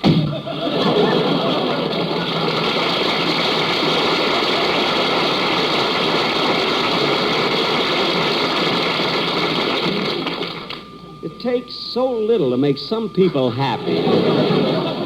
Now, Mary, where was I? You were telling me a story about a fellow with a wheelbarrow. Oh, yes. As I told you, everything is top secret at the atomic plant in Oak Ridge. So when this fella came through the gate with a wheelbarrow full of Excelsior, the security police noticed that... Oh, for heaven's sakes, these interruptions. Excuse me, Mary. Oh, hello, Don. Merry Christmas. Merry Christmas to you, Jack. Don, how come you brought the sportsman quartet over? We're not rehearsing. Well, they have some packages they want to put under your tree. Oh, well, come on in, boys. Merry Christmas, Don. Same to you, Mary. You too, Rochester. Merry Christmas, Mr. Wilson. Say, Jack, I've never seen such a beautifully decorated tree. Well, thanks, Don. Say, what's that package you have in your pocket there? Oh, that's a present for my wife. Oh, what is it? Well, it's something very unusual. She'll be crazy about it. Well, what is it, Don? What is it? Well, Jack, we have a family album at home, and in it are several pictures of me when I was in college, and high school, grammar school. And my wife asked me so many times for a baby picture. Oh, that's cute. Say, Don, did you have one of those baby pictures, where you're nude lying on a bearskin rug? No, so I went down this morning and had one taken.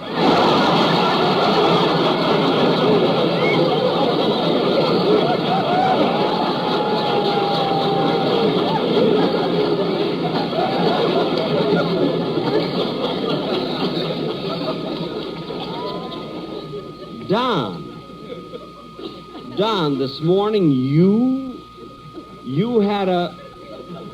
Oh, well, it'll make a beautiful calendar. Anyway, Don, when you came in, I was telling Mary a story about a fellow who worked in the atomic plant at Oak Ridge, Tennessee. And each night, this fellow would go through the gate with a wheelbarrow filled with... Jack, I hate to interrupt. It's such an interesting story, but the quartet has to leave. Oh, so long, fellas. Merry Christmas. So the security police knew that the man was stealing something.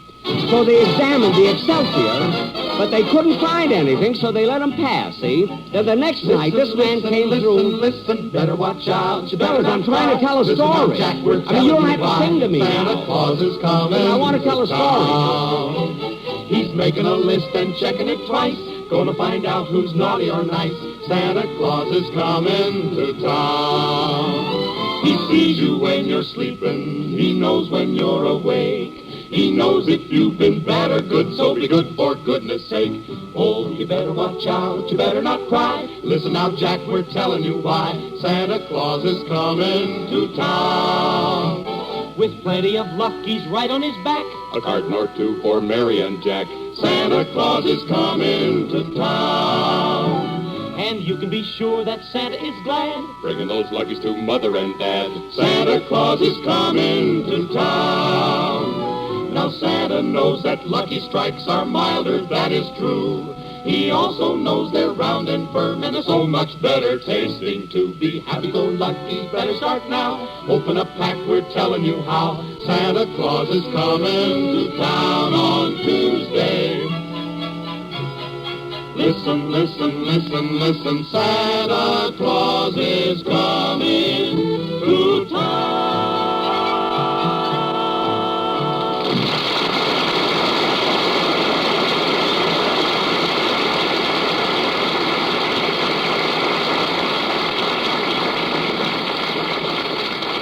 That was very good, fellas. You can go now. So the security police once again took the Excelsior out of the wheelbarrow, see? And this time they really examined it. But when... Oh, for heaven's sake. Come in! Hiya, kids. Merry Christmas, everybody. Merry Christmas, Phil. Merry Christmas. Hey, Jackson, that's a nice tree you got this year. Well, thanks. Have you decorated yours, Phil? Yeah, Livy, and you ought to see it. It's in the corner of the living room, and it's got a big gold star on the top, and it's loaded down with lights and tinsel. And then in the den, we've got all of our presents laid out. In the den? Why don't you have the presents under the tree? Oh, there's no room there. No room? Why, what's under the tree? My orchestra. We had a party last night.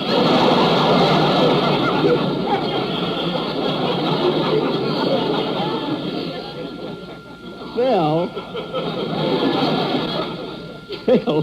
you mean all your musicians are lying under the tree? Well, all except Bagby. He's sitting there playing a piano. Oh, gee, you must be proud of him. I would be if we had a piano.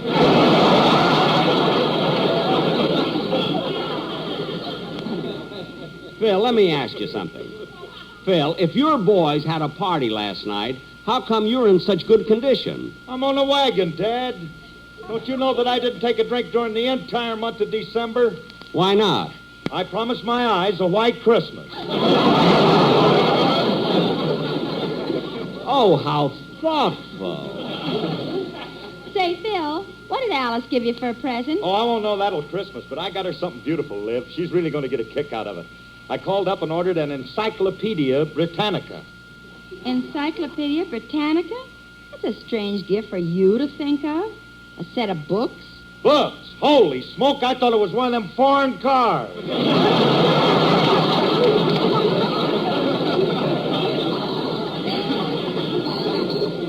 Phil, how could you be so ignorant, mistaking the Encyclopedia Britannica... Mary, leave him alone. That's a natural mistake. Anyone could have made it. Now, Phil, I'd like to ask you something. Well, do, Jackson, do. Well, it's about that package you have under your arm. If it's a present for me, give it to me already. If it's not, tell me so I can stop being nice to you, you know? Hey, I'm glad you reminded me, Jackson, because it is for you. Well, good. Put it under the tree. No. Open it now. Well, if you insist. Oh, Phil. Phil, thank you very much. You're welcome, Jackson. I figured an oil painting would go swell in your den. Well, it's really beautiful. Well, what is it? It's a picture of the sun rising over the downtown branch of the California Bank.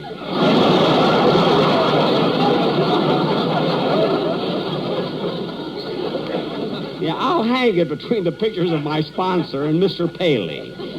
You know, it looks so nice. Hey, hello, Polly. Oh, say, kids, I want to show you something I taught Polly to do just for Christmas. Oh, Polly. Now, Polly, recite the poem Daddy taught you. Now, come on, Polly. 'Twas the night. Come on. 'Twas the night. 'Twas the night before Christmas, and all through the house. Go on. Not a creature was stirring, not even a. Come on, Polly. Not even a what? Not even a M-O-U-S-E. Moose. That's two O's. Stupid parrot.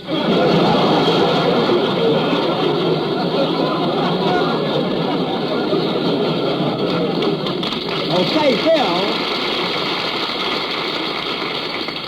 Phil, before you came in, I was telling the most wonderful story about a man and a wheelbarrow. I knew it. Come in. Hello, everybody. Season's greetings. Hey, kids, it's Mr. Kitzel.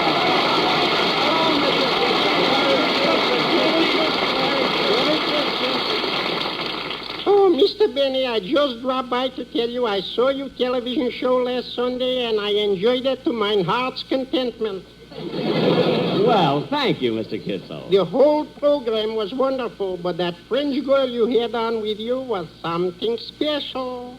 Oh, you mean that little French girl, that Helene Francois? Eh? Yes, she was so beautiful, and what a figure.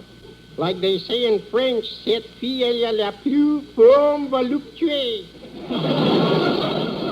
What does that mean?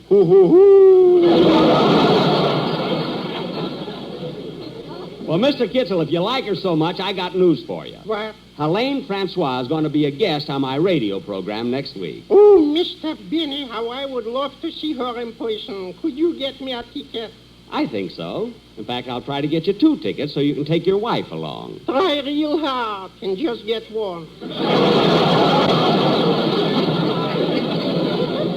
Oh, I see what you mean. Not that I got anything against my wife. Bless her heart. In fact, for a Christmas present, she knitted me this tie I'm wearing. Say, that's a very pretty tie, Mr. Kitzel. Oh, this isn't all. Wait till I unbutton my jacket. Now look. Oh, she even knitted a belt to match the tie. It's still the tie. She didn't know when to start.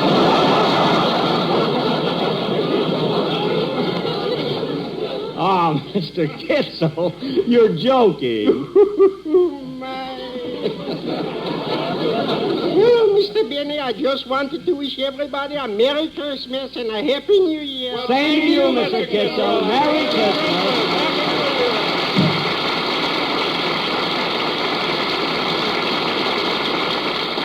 Now, let's see. What was I doing before Mr. Kitzel came in? You were in the middle of a joke. Yeah, that's right, Jackson. You were telling us an antidote. No, Phil, that's anecdote. Antidote. See, I always thought it was antidote. No, Phil, it's anecdote. A-N... E-C-D-O-T-E. That she can spell, but mouse to her is moose. You know, sometimes that bird... Well, I hope that's Dennis. Then I can tell the story to everybody. Oh, hello, Dennis. Trick or treat.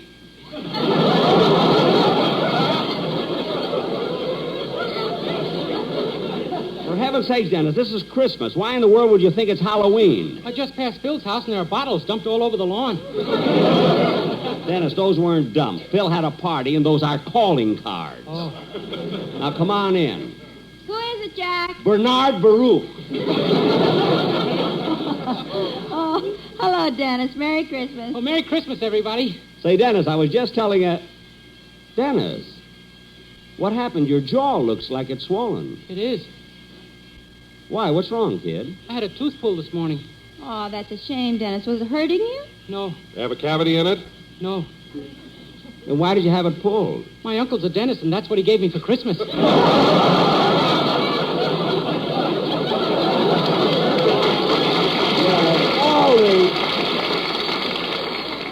Well, that's the most stupid thing I ever heard. Letting your uncle pull your tooth. Oh, it's not so stupid. Jack's right, Dennis. How could you let your uncle pull your tooth for a Christmas present? It looks silly in my mouth. Why? He already had it gift wrapped. Dennis, do you mean that you Mary, are you going to go along with this thing? Jack, this is so fantastic. I've got to find out. All right, it's up to you. Dennis, do you mean that you let your uncle pull one of your teeth every Christmas? Uh-huh. And then I can't wait until my birthday, so he'll pull another one. Well, why? Well, that's how I keep my uppers and lowers even. Look, Dennis, 3 more years and you can call me Gummy. Dennis, it's Christmas. Why can't you come in here just once a year? And, oh, my goodness, look what I forgot. What? This present here under the tree. It's for Ed, the man who guards my vault. Well, Jack, that's certainly nice of you to remember him. Down all the years that Ed has been down there, never once have I forgotten him at Christmas. Excuse me, kids. I want to go down there and give him his present.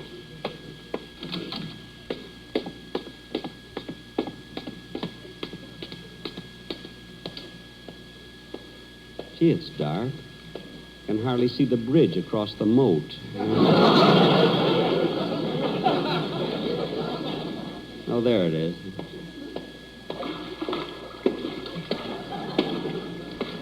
The moat looks empty without the alligator.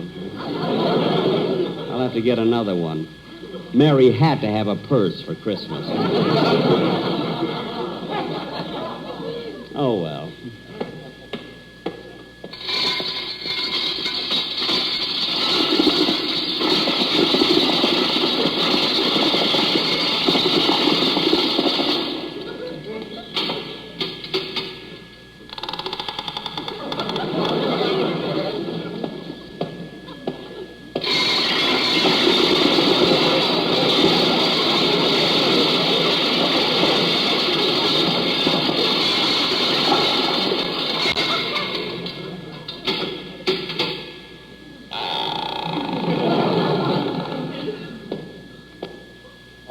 Who goes there?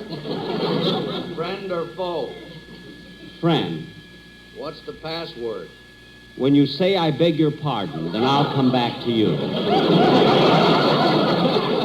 Oh, it's you, Mr. Benny. That's right, Ed. Well, I'll light a candle so you can see the combination on the safe.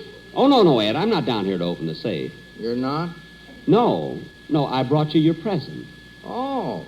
Happy birthday to me. Happy birthday. No, Ed. No. It's Christmas. Christmas? How time flies. Oh, go ahead, Ed. Go ahead. Open your present. I will. There you are, Ed. Do you like it? Oh, just what I've always wanted. A kite.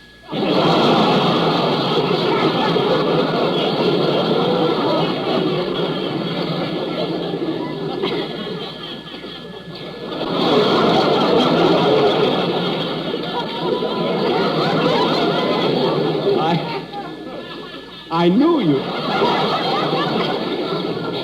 knew you'd like it. Gee, and string, too. Well, thank you, and Merry Christmas. You're welcome. So long, Ed. Goodbye. Oh, Ed. Yes, Mr. Benny? I got the most wonderful joke to tell you. I hope you haven't heard it before. Down here?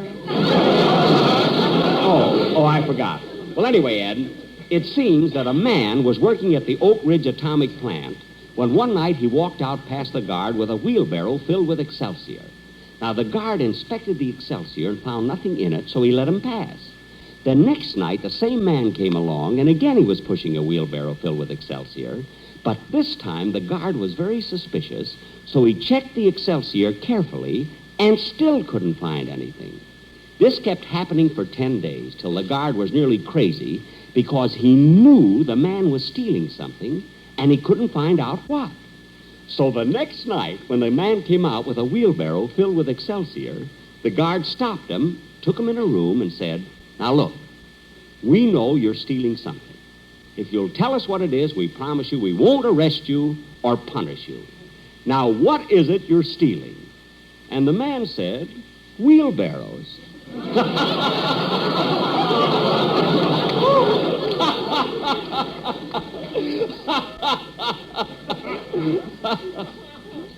I don't get it.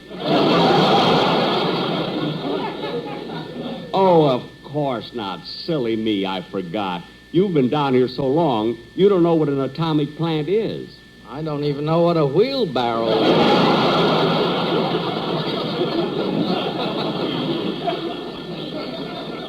Oh. Well, Merry Christmas, Ed.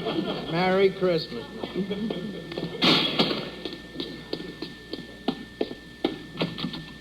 Jack, you took so long, we're all waiting for you. Waiting? Where is everybody? In the next room. They're all gathered around the piano. Dennis is going to sing some Christmas carols. Oh, good. Let's go in and listen.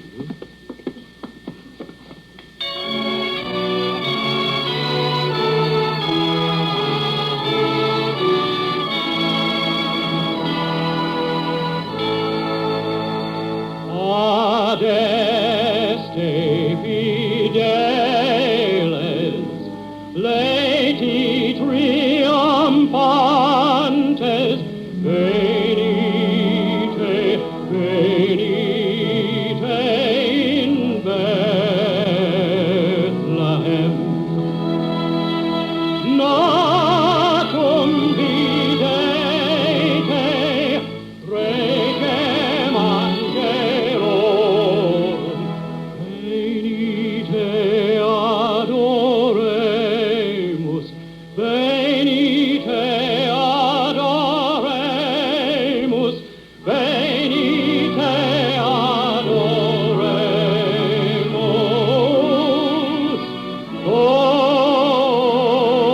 Dominum.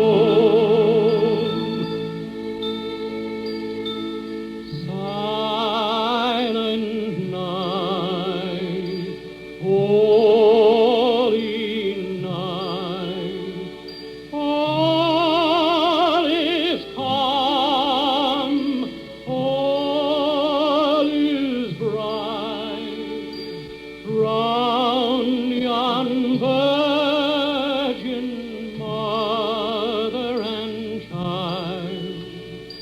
Holy infant, so tender and mild, sleep in a heavenly peace. Sleep in a heavenly peace. Hark the herald angels sing, glory to the newborn King. Peace on earth and mercy mild, God and sinners reconciled. Joyful all ye nations rise, join the triumph of the skies. With angelic hosts proclaim, Christ is born in Bethlehem. Hark the herald angels sing, glory to the newborn King.